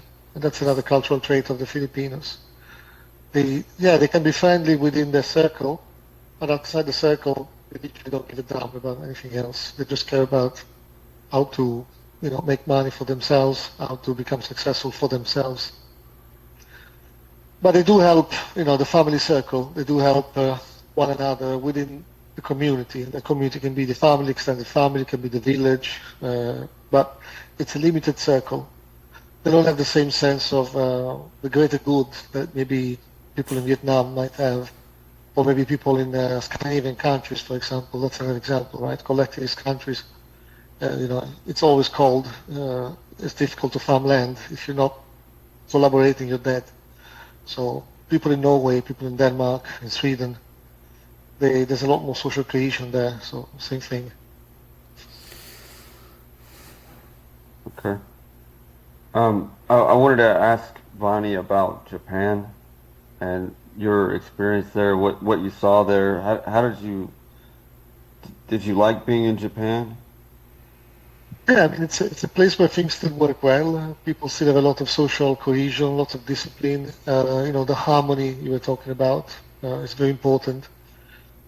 People always ask themselves, am I inconveniencing someone before they do anything? And by anything, I mean even like literally walk left or right.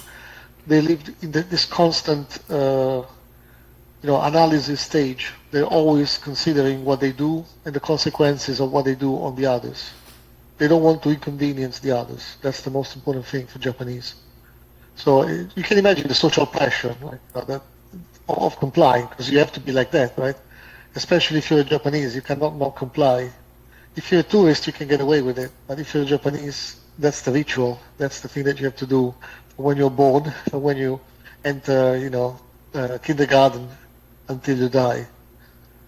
So you can really see this massive social pressure everywhere in every Japanese boy, girl, old man, young man, everywhere. They have a lot of rules to abide by. Well, And then, of yeah. course, I mean, there's probably a lot of little rules, right? Like, yeah. social rules.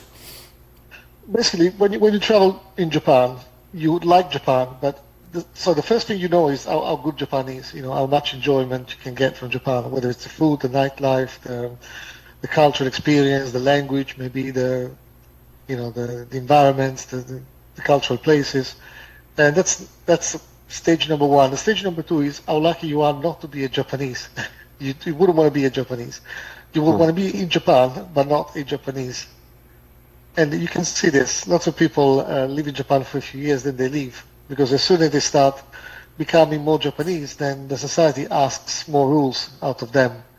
If they want to adapt and align, good for them. If they don't, that's the door. They have to go.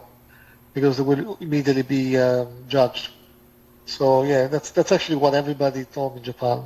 It's a great place to live, but you wouldn't want to be one of them. That's very interesting you say that. There's a forum member that lives in Japan, Johan. So yeah, I actually met Johan. I didn't say this on the forum, but I actually met him. I met him a few weeks ago when I was in Japan. He lives in a place called Okayama, which is kind of a big city south of Osaka, about 1.5 hours by Shinkansen. Lovely guy. He's retired. His offline persona is a lot less vibrant than his forum persona. He's just a middle-aged guy, but with a lot of stories, with a lot of stuff to say. It's really interesting to listen to what he has to say. We spent a lovely day together. What about for him? Because when I was in Japan, what I observed is it's very hard to break in to their social culture. Yeah, in fact, I was actually quite keen to learn from Johan because he's the only person I know, literally, who's been in Japan for 35 years, and he speaks the language. He had a job in Japan, ever since. So basically, I asked him a lot of questions. I asked him, what he did when he came here, what he did in Japan, what he did to survive, what he did to blend in. Then, of course, he got married with a Japanese woman who does help, being accepted in that culture. But one of the things that he said that struck me the most is, it doesn't matter how many years I lived in Japan, because of the way I look, I will never be considered a Japanese. And that's actually quite striking because Japan is a very homogeneous society, and the way you look is very important. Even if you're Asian, they can tell that you're not Japanese. They can tell whether you're Korean, whether you look Chinese. So if you don't look Japanese, you literally are bound to being a second-class citizen, even if you've been there for 50 years. And the saddest part, know what it is that this applies also to hafu. So applies to half Japanese and half something else. So even if you're only half Japanese, if you don't look perfectly Japanese, if you look like, for example, a little bit more olive skin because maybe your dad is from the Middle East or your mom is African, something like that, even just not by looking exactly like the Japanese standard, you can get not necessarily rejected, but treated differently, And there are some very, very interesting cases. Take, for example, Naomi Osaka, the tennis player, right? She's an extremely successful tennis player. She went into depression several times in her life, in her career, because she was never accepted as a Japanese. In fact, now she's playing for the US. She's not playing for Japan anymore. Even though Japan would do with a champion like her, she literally went into depression, deep depression, and she almost lost her. I think she lost her career for good. She's no longer a top player, but she was for a while. And even though she never admitted it to the press, the reason why she was feeling like that is because she lost her identity. She didn't feel 100% American, and Japanese didn't want her because she looked different. She looked, she's South black, right? So the skin is much darker than a normal Japanese. That's how let's use the word. That's how racist Japanese are. That's how particular they are on looks. Well, and so there's no political correctness there either. Just a lot of rules. There's a lot of political correctness among Japanese, but believe me, when it comes to addressing foreigners, all the rules drop. It's brutality, because Japanese can be brutally racist or brutally direct when it comes to addressing people outside, the politeness circle. You know what I mean? And this also applies when Japanese go abroad. They don't feel like they have to abide to the same rules because, hey, they're in holiday mode. And they behave in ways that are far less polite and far less proper than when they're in Japan. That's very interesting. Very interesting. I was in a convenience store here in Vietnam, and I overheard a Japanese woman, and I said to her, "Konnichiwa," and then she turned around and she started speaking Japanese back to me, as if I knew the language, and it was very interesting. Even though I wasn't able to say anything to her, but I thought it was very interesting that she just said something to me like that. Yeah, and obviously, they're always curious about people trying to blend with them. In fact, the antidote to being rejected in Japan is actually do that, to try to get closer to their culture. So, okay, I don't look like a Japanese, fine. So minus 10 points. But if I at least try to speak the language, plus 1 point. If I can at least do basic conversation, plus 3 points. So it's still a negative, it's minus 7, but it's better than minus 10. So you're trying to kind of build up that kind of relationship with Japanese by at least trying to get close to them, to their culture. So be respectful, be like one of them. Try to be as much as possible like one of them. And I think that was the success of Johan, that he learned exactly how to behave in Japan. Well, why 35 years is a long there? time. So. Why did Johan move there? He said that he didn't have maybe I shouldn't say this because I guess there's personal details, but let's say that he didn't have a very nice family life. His family was not so good. So he had reasons to escape this situation, and he decided to go to, I think initially went to Malaysia, if I'm not wrong, but I'm talking about 40 years ago. He was in Malaysia for a while, and then he moved to Japan. And then he did, all sorts of different jobs, and then his main job at some point was to work for the Austrian embassy as some sort of trade commissioner. So very good job in Tokyo. And then he retired. When he retired a few years, a few years ago, he moved to this place called Okayama because that's where his daughter was living. And so I've been to Okayama. It's kind of a big city, but you can tell it's a retired guy, so he doesn't do a lot of crazy stuff anymore. That's an amazing story he has. He has an amazing story, yeah, man. I mean, 5 podcasts wouldn't be enough to really tell it all. He's a really interesting guy, and you can tell he's quite genuine as well. He's not the kind of guy who was completely different, between the forum and his real persona. He's just the same kind of guy. Yeah. He's the same.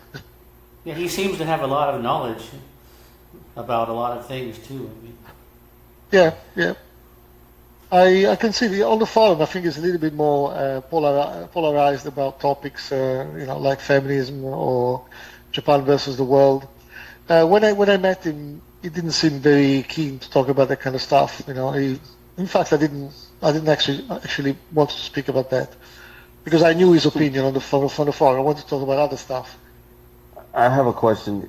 Do you, when you observed him, is he culturally Japanese? No. Well, I mean, it can be, I guess. Yes, it can be, but it's not that culturally Japanese, to be honest.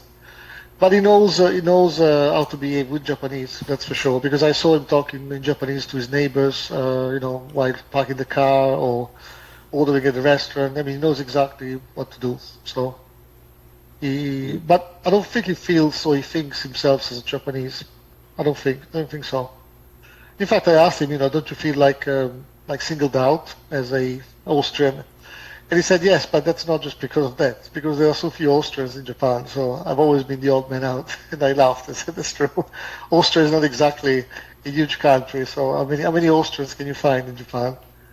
So another interesting thing is that he saw the whole parable of Japan because he went there in the 80s when Japan was like this huge superpower just in the middle of the economic boom. So he witnessed, the big city life in Tokyo. Big house, big life, drinking with friends, lots of money, I guess. So he saw the entire parable, and he saw Japan, going down and losing all the glitter that he once had.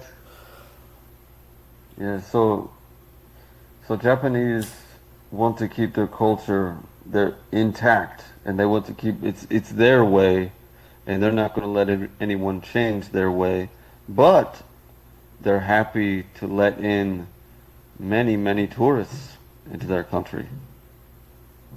I think tourism has always been a love-hate relationship because obviously Japan is not it's not like Thailand. It's not like tourism is the majority of the GDP of Japan.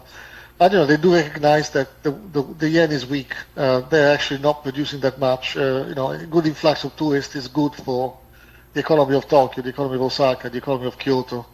So it's a necessary evil. It's just that they're so overwhelmed by the number of tourists. Because remember that most tourists who come to Japan are actually very good people. They don't do shit. They don't do bad stuff. They're not the narcissistic, crazy type who think that Japan is a playground full of anime people and that they can do whatever they want. Most people are actually very respectful. But let's say you have a 1% of bad apples, okay? If the 1% is 1% of a million, that's one thing. If it's 1% of 10 million, it means that you have 10 times the bad apples. So those problems become much harder to solve and much more visible. So Japanese people, they usually talk a lot when they see something that they don't like. You think of Japanese as very polite people who always keep quiet, but if they do have something bad to say, they will say it. If if two tourists are talking aloud, okay, in the metro, or on the bus, it's one of the big no-nos, one of the big taboos. You're not supposed to talk loudly because there are hundreds of people there. They're all quiet, even though they might want to speak. So they're doing it out of politeness, out of respect, and you're not respecting them because you're talking like a loudspeaker. People do address you. They usually say "urusai," which means you're being noisy. Shut up. It's their way to say shut up. If a Japanese tells you "urusai," even with a strong tone of voice, that's already a very pissed off Japanese. So you have to immediately stop. Otherwise, the next chance is you're going to get a policeman to pick you up. they're really quite vocal if something they don't like. Yes, yes. Talking about Japan right now makes me want to go there. How about you, Winston? Do you want to go to Japan? Well, maybe. I mean, it's an interesting culture with a lot of things to see and stuff, but I don't think I would resonate with it. I mean, my friend Lucas, he said he lived there for a few years and he didn't really resonate with the soul, the soul there either. But I don't know. I think it'd be interesting, but just for a visit, I wouldn't stay there, for a long time. I mean, it looks beautiful in pictures and videos. Yeah. It's a beautiful country to live, for a few months or even a few years. But obviously, you have to be prepared what expects you. Unless you're extremely motivated or you're extremely extroverted and motivated to break the ice. It takes a lot of effort to really engage with the Japanese. So I'll give you a story. The last time I was there a few weeks ago, on the last night before going out. Sorry, before coming back, we decided, just to have an easy night. So there was an izakaya, actually a teppanyaki, those places those restaurants when you have like the griddle, and then they prepare meat or fish or okonomiyaki in front of you, And so we went to this place. It was called Spiral, Uzumaki, which means spiral. And there was literally just one guy, the chef, and us. And then there was another couple of customers, but they were just not talking to anybody, were just keeping on themselves. And there was this guy who was, of course, Japanese and speaking just Japanese. But I realized that he had the T-shirt of a band that we know, or at least we thought we know. And I started to ask some questions about the band, music. And he told me that he knows music, and what kind of music do you like? And he said punk rock. So we were trying to exchange notes about the bands that we like, or the bands that were following in Japan as opposed to international bands. But no, my Japanese was limited. However, we did find some common ground, and we managed to have a decent conversation. And out of all the trips I made in Japan, that was the only day, or the only night, or the only time where I felt that I managed to break the ice with a Japanese. And I don't speak Japanese fluently, so to me that was a massive achievement. I was extremely happy of what happened. And the peak of my happiness was when, out of the blue, he decided to offer me an extra drink of umeshu, which is the plum wine, which I didn't order. I ordered something else, but he gave me an extra wine glass. And he said, this is presento, because I'm enjoying the conversation, so it's a gift. Because I'm enjoying, and of course that was an honor to me because it meant that I managed to break the ice and engage him, despite my Japanese being so limited. So that's the thing, we were discussing when we were talking the other day, the day before, the few days before.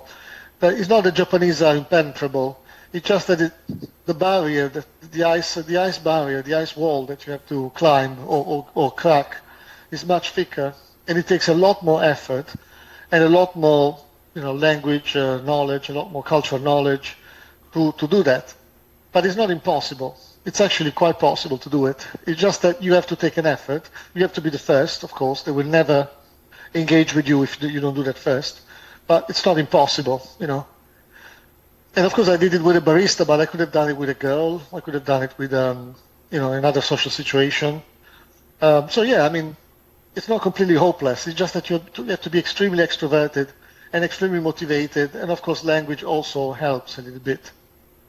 So yeah, I was actually quite happy on that night because I achieved something. I'm glad you experienced that.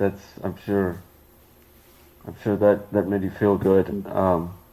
One thing I noticed about my interactions with women in Japan and abroad is that they're more proud. They're prouder and more confident than other Asian women I've met.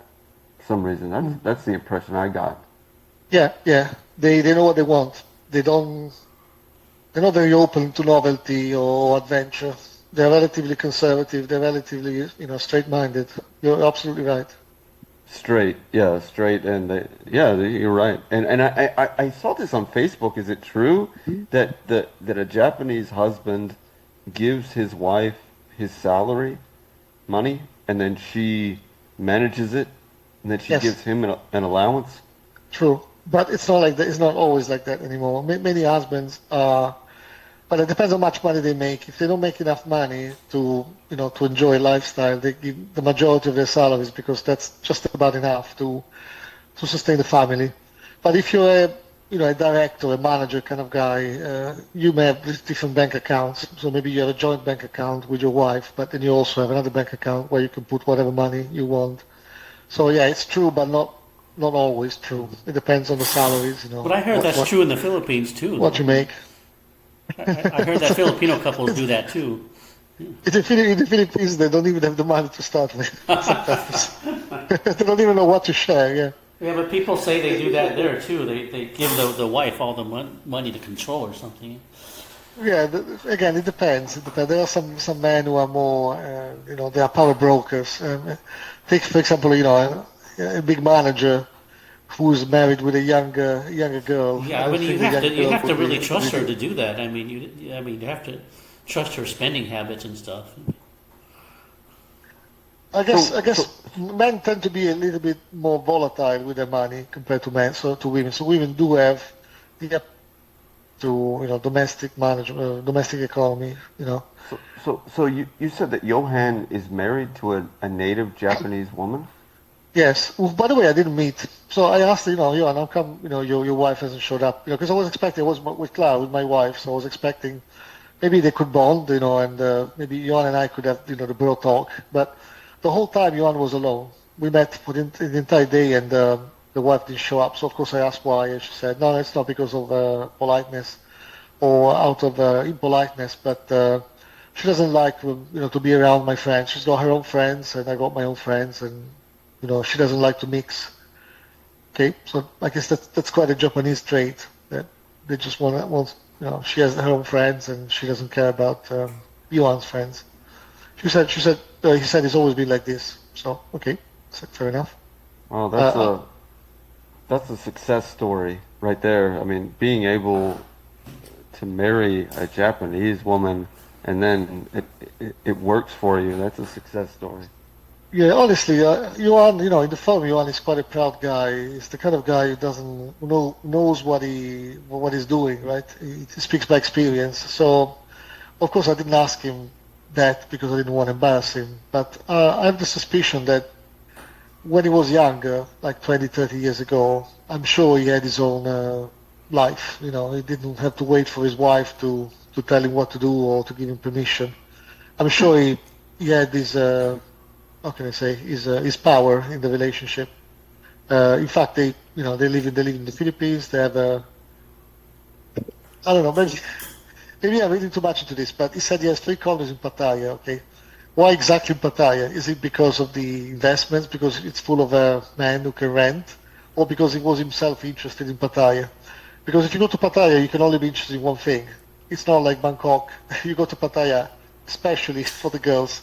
So I don't know what he did when he was younger. And of course, I didn't want to ask because it might have been embarrassing for him. I didn't want to go any deeper than that. But I can imagine that when he was younger, he might have had an adventurous life, a good life. Also consider that usually Japanese women don't have the same perception of cheating as the Western or even the Filipino women have. So, for example, if a man goes with a prostitute or goes drinking in a hostess bar in a kebakura, it's called. If they go to a kebakura and the girls are touching them or speaking to them or even having sex with them, the wife doesn't even consider that as a form of cheating. For them, it's just entertaining, and that's it. Wow, Yeah, really? it's That's yeah, interesting. it's very common. Even young people. I saw some of those vlogs like Asian Boss, those interesting ones, and you see people asking, girls much younger than us, like in their 20s, so different generations, millennials or even Gen Zs. What do you think about if your boyfriends went to a kebakura and had sex with a hostess? So I said, no, it's fine. I mean, it's just sex. It's not that they're going to live with them or be in love with them. So they're extremely, I don't know, pragmatic about it. Now, I'm not saying that Yuan did that. Okay, I don't want to say that. That's I think disrespectful to assume that. I didn't ask. I don't know, but I can just imagine. I'm just extrapolating. Somebody who has 3 corners in Pattaya and spent a lot of time in Pattaya. What exactly did he do there? So I'm just extrapolating what he said. Uh, well, But yeah, that's a trait. Yeah. yeah, he's probably got some deep insight into the way of life there in Japan. Yeah, he knows a lot, but obviously, you know, I think even one day was not enough. I actually promised him we would meet again, but not necessarily this trip. Maybe we can meet another day. In fact, I asked him if he wanted to meet up another time, and he said, yeah, he was busy. He probably, he already gave me like an entire day of his time, so I guess that was enough. But yeah, we can meet again, maybe the next trip. Okayama is Yeah, only 1.5 hours by Shinkansen from Osaka. yeah. I remember going to Tokyo and Osaka. It was amazing. But I was like you were saying at the beginning about the Japanese. The Japanese have their way, and then they see the foreigners. I was just I wasn't even I didn't even notice that for some reason. I don't know why. I guess I was just fascinated by this different environment. But But honestly, it also depends on what these people have seen. There are people who have more traveled the world. Like the other people that I met, I spent a wonderful day with them. I met my tenant in Davao. I have a condo in Davao City in the Philippines, which I rent. And my tenant for a few years now has been this Japanese engineer who'd been, involved with this big infrastructure project sponsored by the Japanese government in Davao. And they've been working on this basically bypass tunnel for a few years. He has this big company called Sumitomo, sorry, Takenaka. Takenaka, so Takenaka Sumitomo, something like that. It's like a joint venture with a Philippine company. And he's been there for 5 years now. And before that, he was in Bangladesh, he was in Africa. He's been traveling a lot as an engineer for these infrastructure projects. And he can speak a little bit of English. And his mentality is completely different from the Japanese because he's been around the world. So he knows exactly what to expect from non-Japanese environments. And his wife, Shiori, lovely person, lovely woman. She speaks Japanese. She speaks English even better than him. And she used to be a flight attendant before. So again, well navigated, been around the world. She knows different cultures. So we were talking about exactly this, how Japanese really change if they go abroad. And there is a saying in Japanese, I forgot how to say it in Japanese, but it basically says, the frog that lived in the pond, the frog of the pond, doesn't know the ocean, doesn't know the sea. And that's true. So if you're a frog and you've been living in your pond, in your small pond for all of your life, there's no way you can understand what it is to be in the sea, to be in the ocean. So that was a very wise conclusion to our conversation. So it also depends on where the Japanese people have been, And yeah, for example, when you were in Japan, what kind of places did you go to, Andrew? It depends oh, also where you went. I just walked. I walked around. That's basically what I did. I just walked and walked and walked. I went into some the those little street corner diner with the beef bowl, that Oh one, yeah, and I went into at night. I went into some like kind of bar type places, and they hmm kind of some of them I went into and they said you can't come in here, and yeah. then I was rejected from a few places that I tried to go into, and Oh, it was in obviously, Tokyo. It was in Tokyo. yeah, Tokyo, and Osaka, both. Um, Mm. I tried to go into a gym, a fitness center one time, and they said you can't come in here because you have a tattoo, and we don't let anyone here in here with tattoos. Oh yeah, and yeah, that's also taboo. Yes, true. yeah, and also, and I did go. Japan has an adult entertainment, Hmm. industry. So I did go into some underground places there, but which is Interesting. that's a very interesting contrast to their their kind of they're kind of reserved Tell us more. Tell us more. Can we know more about that, please? culture. Tell us The more. adult. Yeah, it's interesting that they have that the adult industry is kind of regulated, so it's legal for you to to film and produce things there. But I did go into one underground place, and it was the most memorable time I've ever had, and I'll never forget it. It was great. Wow. Oh, sorry. What kind of place was it? Like a movie studio? I mean, Oh no, yeah, it was just one of those. It was one of those things that you find after you Google, and search for it. mhm. But what can I But ask you? Okay, without going into saucy details, but what did people do there? sorry, I can't go any more. It's Okay. just it's an adult place.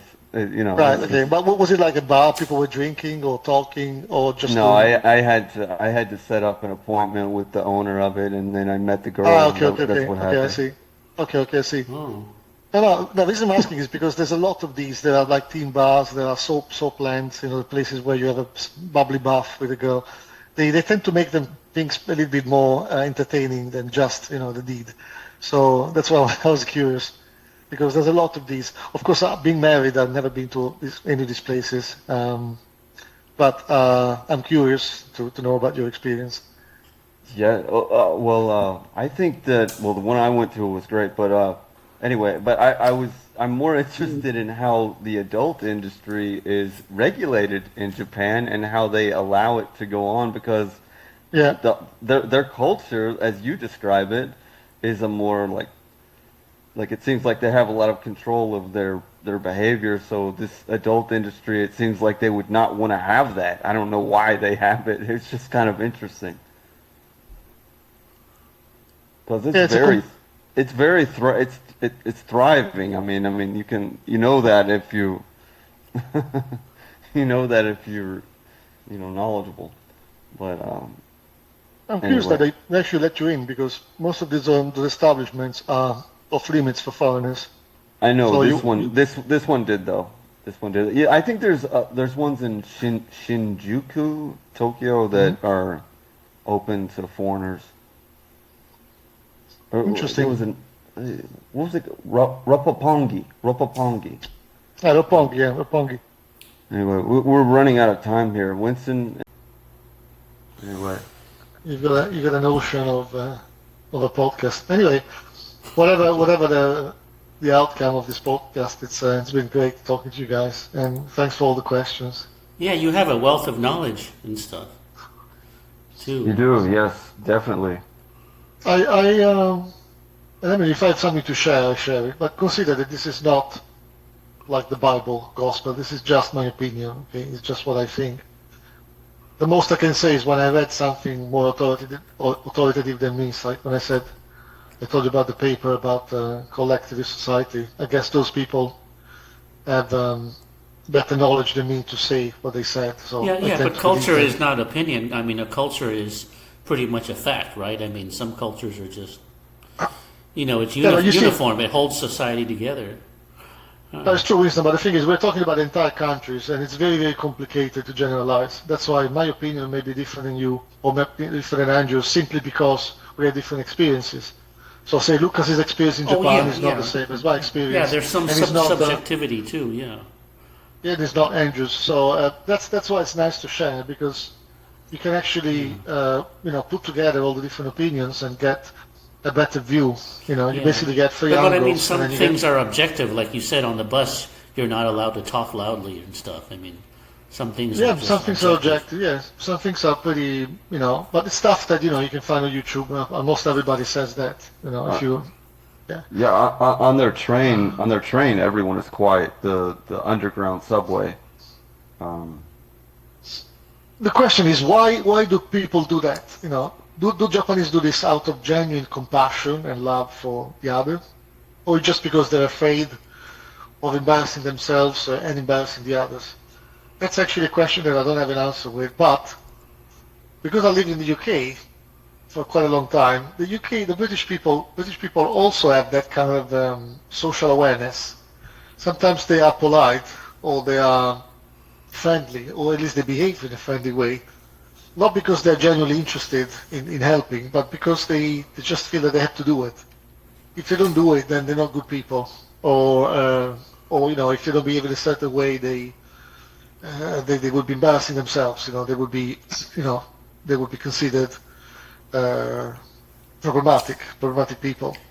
And this was the original British mentality back in the days. Now, of course, things have changed because there's so many migrants, so many different cultures, and people don't give a damn about this. But until like 10, 20, even when I arrived in the UK in 1998, I could really tell people were quite attentive to the way they behave to other people. Try not to say something that could have been misinterpreted, try not to be rude, try to always say vague stuff so they never had to say anything that could be misconstrued and so on.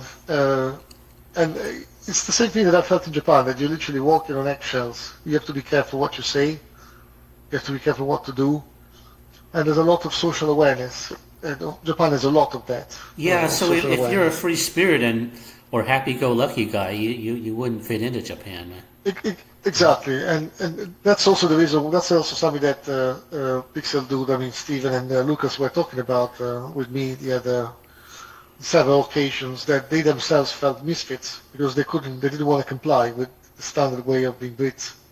They were Brits, but not Brits. So Lucas felt like a Latin American at heart. Stephen has always been very at odds with the way British people behaved. Also, another thing is they don't come from, they're from the north of England, which is poorer and less educated, less sophisticated. So their daily encounters were not exactly, the gentleman with a cane and a hat. They were a little bit more working class, like a bit more, more like of the brutal way. And Stephen didn't like that. And Lucas, also because of his condition, he doesn't resonate with this kind of people. So I'm not surprised that they didn't do so well in Japan. Is Lucas like some kind of like genius? Because I've read what he writes on the forum, and it's like it's just writing. He's very profound. He's very deep. But actually, both of them, they're two very deep people, very reflective. Yeah, no, they're nice. They're nice people. Yeah, you they could call him a genius. very He's well read. just really, really knowledgeable and intellectual and Yeah. Also, yeah, just like detailed. Winston, He's very detailed, yeah. he's very much into like esoteric knowledge, agnosticism. He has a lot. He knows a lot. He reads a lot about this. So he's He's like an encyclopedia. Of experience. Encyclopedia of the esoteric or something. Those are the kind of topics that I used to really read a lot when I was a kid, when I was a teenager, when I was 18, 19, 20. Then obviously I forgot most of it.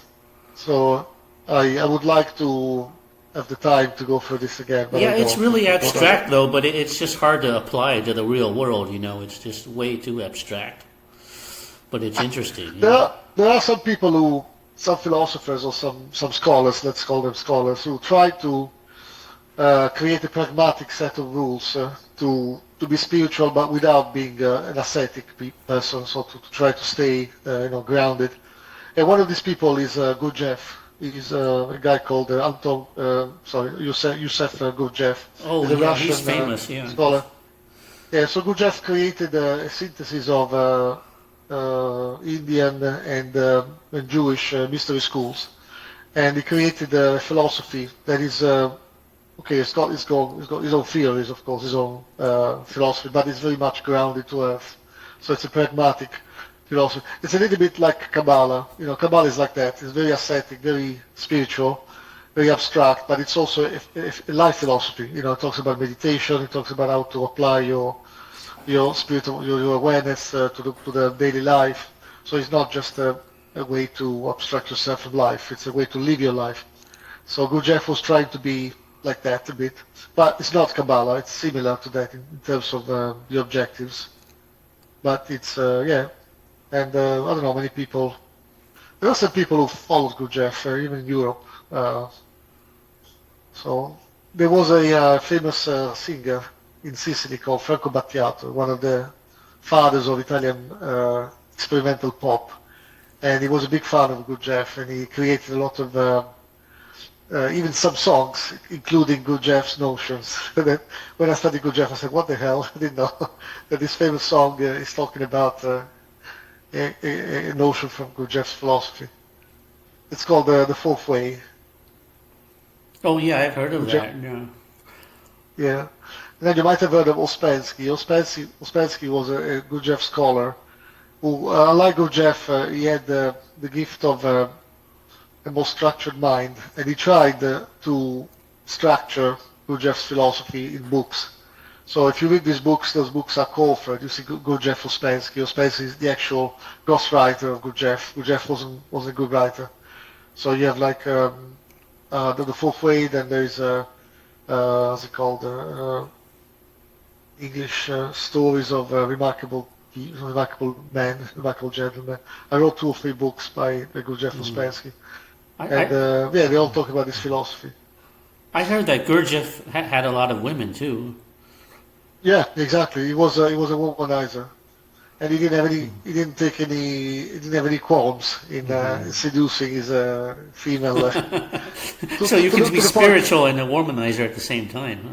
No, It's very to the point that creative. even the most hardcore followers, they didn't want their daughters or wives to attend the classes. They just wanted to get there alone because they were afraid of Gurdjieff having sex with their wives or daughters. Yeah. Plus, he didn't live in Moscow only. He also lived in Paris a lot. So he did a lot of the Parisian life.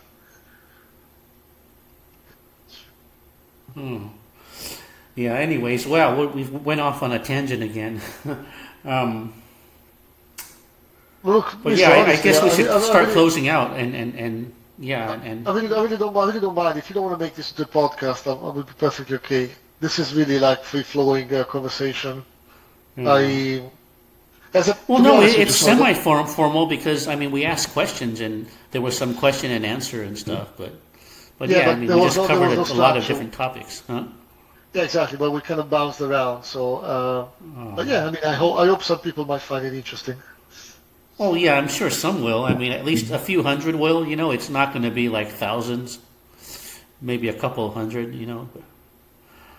I don't know, and I've never done a podcast, so I can't really tell. But my idea of a podcast in my mind, in my naive mind, is something that doesn't last more than like 20 minutes or half an hour. And you know, yes, it is an interview, but the topics and even the timing of the topics are, so, you know, like pre-negotiated. So you know that you're gonna talk 10 minutes. There's gonna be another question in another 10 minutes. We don't have this format here. We're just free flowing the conversation, right? Yeah. I mean, that can work too. I mean, Joe Rogan does something like that too. I mean, but not for 3 hours. Actually, no, Joe Rogan is good, though. well, he goes for 3 hours too, but No, you're right. But we could. Joe Rogan has this gift. I mean, as long as people like him, they'll listen. And the guests. But I mean, we could split this into 2 parts too. I mean. Yeah, Joe Rogan has this gift of making people feel comfortable. I mean, I watched the studio and the guy, they smoke a joint. They talk about in this kind of low and relaxed voice. I really feel like I'm there with them. I'm there with them, and I'm basically just one of the. I'm sitting there. I'm just quiet, but listening, like if I was in the studio. He has this amazing gift. Yeah. Yeah, and he's relatable too to the average person. He's relatable. Yeah. Vanni, can I ask you, do you plan on living in the Philippines the rest of your life? That's a very good question. The quick answer is I don't know yet. The problem is I would like to go, but unfortunately, the project is still keeping me here. And unfortunately, if I have to work on this project, I cannot be in a very different time zone. I can be maybe plus minus 2 hours, but Italy, for example, is minus 6 or minus 7. So it's It's not very easy for the project. So I mean, for my work.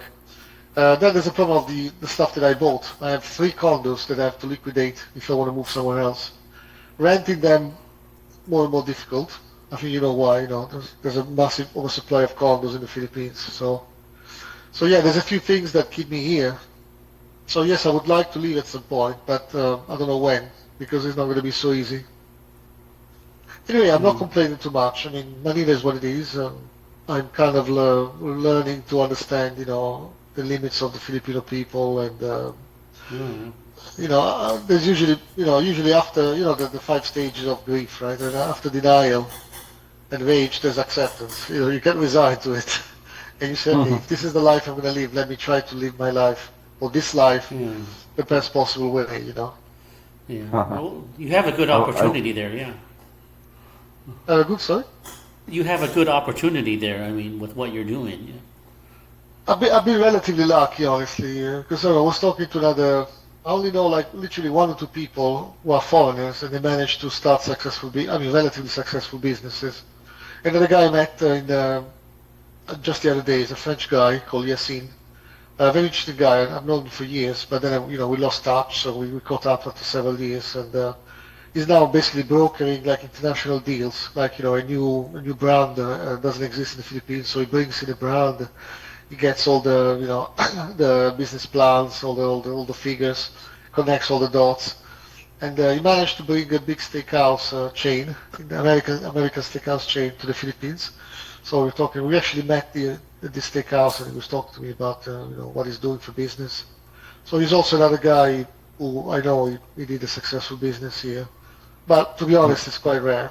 Most people try, and there's a lot of bureaucracy, there's lots of red tape, lots of corruption. It's very easy for businesses to fly here because the structural situation of the Philippines. Yeah. Were you going to ask something, Andrew? Or I wonder if Rock is in the Philippines, if he's still there. Yeah, Rock actually, I know a little bit of him. I mean, I've lost touch with him, but he never created a business in the Philippines. He just went there to semi-retire, so he had some passive income. But he's another very intelligent, very interesting foreigner that I met in the Philippines, and I don't know where he is now. We haven't spoken for a very long time. yeah. Well, he always goes back there, so I'm sure he's there at some point. I'm sure if I. But you could always go to his local Starbucks in his restaurant to see if he's there or something. Yeah, the thing is, the Century Mall, where we used to meet, used to be a kind of a nice mall, vibrant mall. But I've been there recently. It's become like a ghost mall. Most of the shops are gone because they closed down during COVID. They never reopened. So as a mall, it's like a ghost mall. There's like 5 out of 10 shops are open. I don't know if the Starbucks is still there, but yeah, I wouldn't be surprised if I go there. Because he's a routinary, how do you say, he likes habits. So if he's happy, he likes routines. Yeah. Well, he has property there. He has condos there, so he has to go there. Yeah, he lives next door there. Yeah, so I wouldn't be surprised I might meet him there. But honestly, if I spoke to him, if I met him, I don't know if he would want to talk to me or not. I have no idea. Well, yeah, probably not. I mean. He's a bit weird. He's a bit quirky, but I respect him. I respect him a lot. I remember that he's a very accomplished person. He's not a stupid guy. Yeah? To get an MBA from London Business School, to work for Credit Suisse First Boston in Taipei as a broker, you don't have to be you're not exactly the last man on earth. You have to be superior intellect. Well, he's very secretive. I mean, we don't know what he's accomplished or what he hasn't. I mean, he's too secretive. No. I can attest to that. He definitely lived in London. He definitely speaks Mandarin because I saw him speaking Mandarin to some people in Manila. Yeah, but I mean, accomplished in business. I mean, we don't know what he's accomplished. Well, you work as a broker. He brokered some deals. I don't know if it was equity or FX. I don't remember asking. But to live in Taipei to have an international career in Asia, it's quite an achievement. It's quite a good achievement. But it didn't last very long. It was only a few years, though. Winston, you said that Rock said that Taiwan is an openly social place. Well, he didn't say that exactly. I mean, it's just that when I say that is not a socially open place. He just likes to argue and play devil's advocate, and gaslight me sometimes. So, I mean, sometimes he argues a lot for sport, not because he's a truth seeker, but I mean, he doesn't say that exactly. It's just, he just likes to nitpick, and. But Winston, I don't want to say that you're wrong and Rock is right. Not far from that, but I actually understand his perspective. Why? Because he has a different life experience than yours, and the reason is because he had a purpose. He had a purpose to be in Taipei. So during those years, he was not just anybody. He was an expat with a real business, with a real job, with Taiwanese colleagues, or maybe even international colleagues. He had plenty of money to spend. He was single. So obviously his experience of Taipei, the big city, must have been different from yours. Now, if that led him to think that Taipei is more sociable or not, I don't know. But you have to acknowledge that it was not exactly you in Taipei or in Taichung. No, is it Taichung where you live? Well, it's not exactly the same. Yeah, it could be, but I mean, his personality also fits the culture better than mine too. There's that too. I mean, it's just some people are just not compatible with some cultures. There's that. Yeah, maybe I don't know. Maybe he was a bit more cynical. Maybe he was okay with with what Taipei could offer. And he says Taipei used to be better, but the thing is, when he goes to Taiwan, he's only there for 1 week or maybe 2, so he doesn't stay there very long. So that speaks volumes too. I've been to Taipei a few days in total, maybe a couple of weeks in total, so I cannot really tell. From the little I've seen in Taipei, it's literally a piece of Japan transplanted in Southeast Asia. Yeah, Johan said that too. I mean, it's a little similar, but I think Japanese culture is a lot more interesting, whereas Taiwanese culture is more bland. Yeah, but at least you see no, I'm not talking about monuments or sightseeing. It's more like cultural and social dynamics. Oh yeah, the reservedness of people. People are more reserved, more disciplined. They only open up in and they have specific places. a lot of little social rules and etiquette and Another thing you have to consider in Taiwan that you probably ignore as you're an American in Taiwan. Taiwan is under a lot of geopolitical pressure right now. You have to imagine how a Taiwanese must feel knowing that at any point in time in the next few years, China is going to attack Taiwan and life is going to completely change for millions and millions of people. And I'm not talking about the jobs, I'm talking about the literal survival. Nobody knows what's going to happen in Taiwan, when it's going to happen. Some people say it's definitely going to happen. Some people say, it may happen or maybe not. It depends on America. Well, the Taiwanese don't seem afraid at all. They see China as just bluffing. They don't really take it seriously. I don't know about that. Well, I mean, everyone I've talked to in Taiwan has said that they're not afraid at all. I mean, yeah, but every family must feel at least a bit anxious about it, even though they don't speak openly about this. Plus, Taiwan is not really going great right now. There's a bit of a recession there as well. Oh yeah, the economy has been stagnant for many years. Of course, so it's not growing like China is. It's Exactly, and same as Japan, the social tension is there. Maybe you don't feel it, you don't perceive it, but if you look through the cracks, you do see the cracks. You see the cost of living is very high. People that always complain about having to live together, they can't afford a house together. They can't afford separate houses because they have to pull up and live together, rent together. The jobs are not so well paid. People complain about having no free time, just having work ethics is very, very high. So it's more or less the same kind of social problems in Japan. People are lonely. So that's not like the best way for people to be sociable when there is so much anxiety, around the corner. I mean, the best you can do is look them in a bar, have a few drinks with them. At some point they get drunk and they start opening up, exactly like in Britain. That's exactly like the UK. You have to get people drunk. Yeah, but I like cultures that are more gregarious and vivacious, So it's not really my cup of tea, when a culture is too reserved and. No, that's true. So maybe, like I said, maybe the reason why you don't like Taiwan is because the same reason you wouldn't resonate with Japan, because it's a very reserved. So it's my personality and my soul. It just doesn't fit. Yeah. It's bad chemistry, It's kind of like putting ketchup on chocolate, Both of these things are good, but they don't mix together, Having said that, there are ways where you can make things work. So it's difficult. Maybe it's not even worth it. Okay, maybe it's not even worth trying. But it's not impossible to engage with a local or to get. Well, it's not about possibilities. It just doesn't fit who I am and the way I am and the personality. It's not a. Yeah, fit. it doesn't fit, and you probably don't have the energy. Yeah. Yeah, you're not motivated when you don't fit in. You're just not motivated. Exactly. Kind of like when me and Andrew are in the U.S., we're not motivated to try to go out and meet people because all the energy we expend goes nowhere. It's running into a wall. I agree with that. I agree with that. But anyway, there's that other argument that we have, and if you say that, then I have to disagree. And then when you call Taiwanese people soulless, you're actually insulting them. That's quite insulting. To say that those people. Well, that's don't my have honest opinion, though. I mean, I see them that way, but I'm not going to lie and say that they're vivacious and gregarious. They're not. They're not. But that doesn't mean. I mean, you're basically adding salt to the wound. You're adding salt to the wound. But I'm not trying to be politically correct. I'm just trying to be honest. I mean, I you think see them that way. You see, and I can tell you that's the reason why you see them that way. That's what I see too.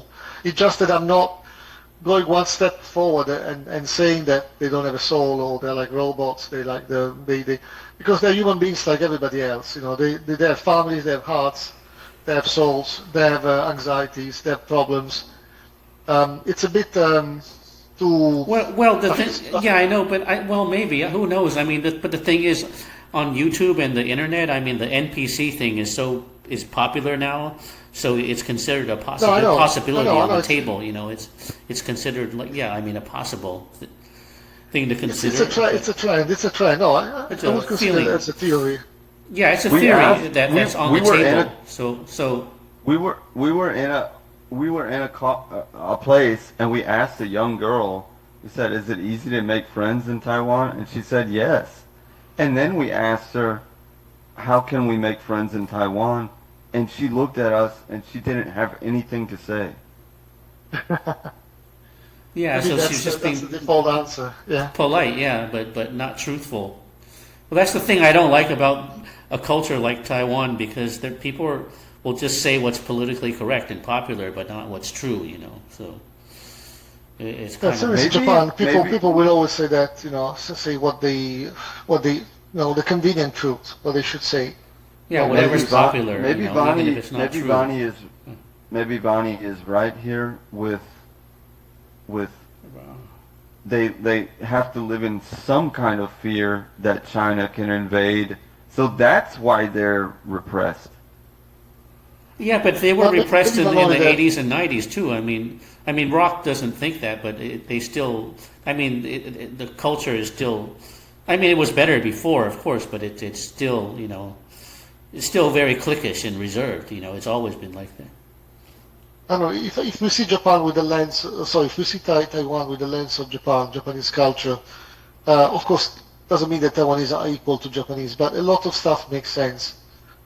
Even when there was a boom in Japan in the 80s or in Taiwan in the 90s or 2000s, people were still reserved because that's their culture. They are taught to be not to open up too much in places where it's improper. So they will never open up in a street. They will do this in a bar, in a designated place, a designated time, designated state of mind, because that's how it is. And to be honest with you, it's the same in Britain. You don't have to go very far. Even in the UK, it's the same. If you in the 80s you approached a girl in Trafalgar Square or in Piccadilly Circus, most of the time, okay, they would have just said hello, but they wouldn't entertain you. If you meet them in a bar or in a club at 1 a.m. half drunk, you can have sex with her after half an hour. So see the difference. It's the same girl, but two different social situations. It's also about what people think is the right place for the right kind of thing. So Japanese and maybe Taiwanese, they have a very strong sense of this is the place where we have fun, this is the place where we have to work, this is the place where we go from A to B, and that's it. And they're not as open as some of us are to this all day adventurous life. Yeah, that's true, but it also depends on whether they like you or not too. If they like you, they'll put more effort into getting to know you, But If they don't, Yeah, then they won't. You know. that's So also true. But nowadays, how do people like each other? I mean, I like they're extremely good looking, or they have something extremely, flashy or blingy about them. Like the Lamborghini parked around the corner. How do you actually make a first good impression? Good first impression to someone. It's very difficult. So you have to write that off, that experience off yeah, almost but immediately. some people are more liked than others. You know, too. Like, like. I don't know, it gets harder and harder. I mean, literally, you have to be like literally, look, you have to have the Justin Bieber looks with a Ferrari or a Bugatti parked around the corner to Okay, get guys. it. I'm not. I haven't been recording any of this, so we'll have to say some kind of closing argument. Yeah, Some kind of closing. let's just close it up. Yeah. Oh no, So, I'm still recording with my screen recorder, but Oh, Um, I haven't been recording. Okay. oh, you forgot or to turn it on or? Well, I thought. Well, never mind. I guess we're just gonna have to do a closing statement. So I'll start recording right now. Recording in progress. Okay, so yeah, it was great to do this. I think we should do it again because there's a lot of information to share and stuff. And Andrew, I hope Yeah. you can come to the Philippines sometime, and I can go to Vietnam too. Yeah. yeah, I'd like to meet you guys if we ever come to the Philippines, or maybe if I'm around in Taiwan, I can give you guys or Vietnam, I can give you guys a shout, and we can meet face to face. Yep. Yeah, it's a hard life being a solo expat. So the best thing you can do is try to build connections Yeah, with so others. share the pain, yes. Yeah. Yeah, but at least you're free. That's why your channel is called Being Free, or something. Yeah, but you want to have the right kind of freedom. You want to have a good freedom. you Yeah, know. but So- I mean, happiness is an inner state of mind, and so if you do a lot of internal work, you can be happy most of the time, maybe. Yeah, that's true. I agree. People can learn to be happy even on their own. Yeah, but yeah, if you're a free thinker, you are going to be lonely a lot of the time too. That's just part of the life, if you're a free thinker and non-conformist, it just comes with the territory. That's absolutely true. It's absolutely true. Because once you leave, the safe harbor of certainties, then you're in the wilderness. You're anywhere. Yeah, You're especially if anywhere you're and really nowhere. authentic and honest, like I sent you that video by Alan Watts, and he said if you're an honest guy and very authentic, you're gonna be disliked by a lot of people too. So it's not just you being us being nonconformists. We're also honest. Yeah. But many people don't have this honesty because they know that Yeah, they're They have trying to to wear fit masks. in. Yeah, they're trying they have to. to wear they have to wear a mask anyway. So Yeah, you know what I they mean? have to wear a mask to be accepted and to play the game, of life. Exactly. So yeah. So to use the metaphor, instead of keeping it for 18 hours a day, they just may well keep it for 24 hours a day, and then they basically change. So you don't even know who they are anymore. So do you have any closing remarks, or so we should just Andrew? Any last words? Well, just want to ask you, Winston, if you will try to do more podcasts with more guests. Oh yeah, I would like to if I can find the time. I mean, geez, there's just so many distractions on the internet now, especially if you're listening to music and downloading stuff and trying to keep up with Lucas's esoteric stuff, and it's just so distracting, man. I mean, there's just Yeah, you're right. Countless It can be very dense at distractions. times. it's hard to focus, yeah. And plus, because I have ADHD, I don't have good time management skills either. And stuff. No, I didn't know you have ADHD. I didn't know that. Well, yeah, otherwise, yeah, I would have much better time management skills. When you have ADHD, you don't have an executive function. So if I have 100 things to do, I can't just pick the most important things to do like a normal person would. I kind of see everything happening all at once. Like I try to do 100 things at the same time. So It's hard to organize things. But a normal person has an executive function where they can prioritize things. But when you have ADHD, you can't really prioritize. You see everything. You have to do everything at once. It's weird. It's just the way you're wired is just differently. Yeah, but it makes for an interesting life, though. The best joke I heard about ADHD is when somebody said, "Oh, you got ADHD." Yes, I can see life in high definition. That's true. Because of HD. So yeah. Yeah. Anyway, guys, it's been a massive pleasure meeting you. I think this is the most I've ever talked about this kind of topics with you, Winston, and of course, it's been a pleasure with you, Andrew. I hope you enjoyed your first podcast. Then, yeah. Yeah. Your voice is pretty easy to understand. So. Yeah, I hope we have an audience, and I hope the audience won't have been completely bored, or even worse, annoyed. Yeah.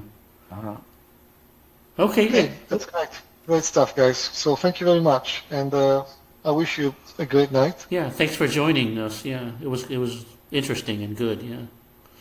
Yeah. Talk to you later, guys. Okay. It's been great. Yeah, and enjoy your Have a good tennis night. match or whatever. Yeah, you're gonna watch. Yeah. Yeah, especially if you've seen the wits. Thank you very much, guys. Take care. Okay. Okay. Okay. Well, ciao then. Yeah. Yeah. Bye bye. Ciao. Thank you. Bye. Bye. Good night. Yeah. Record.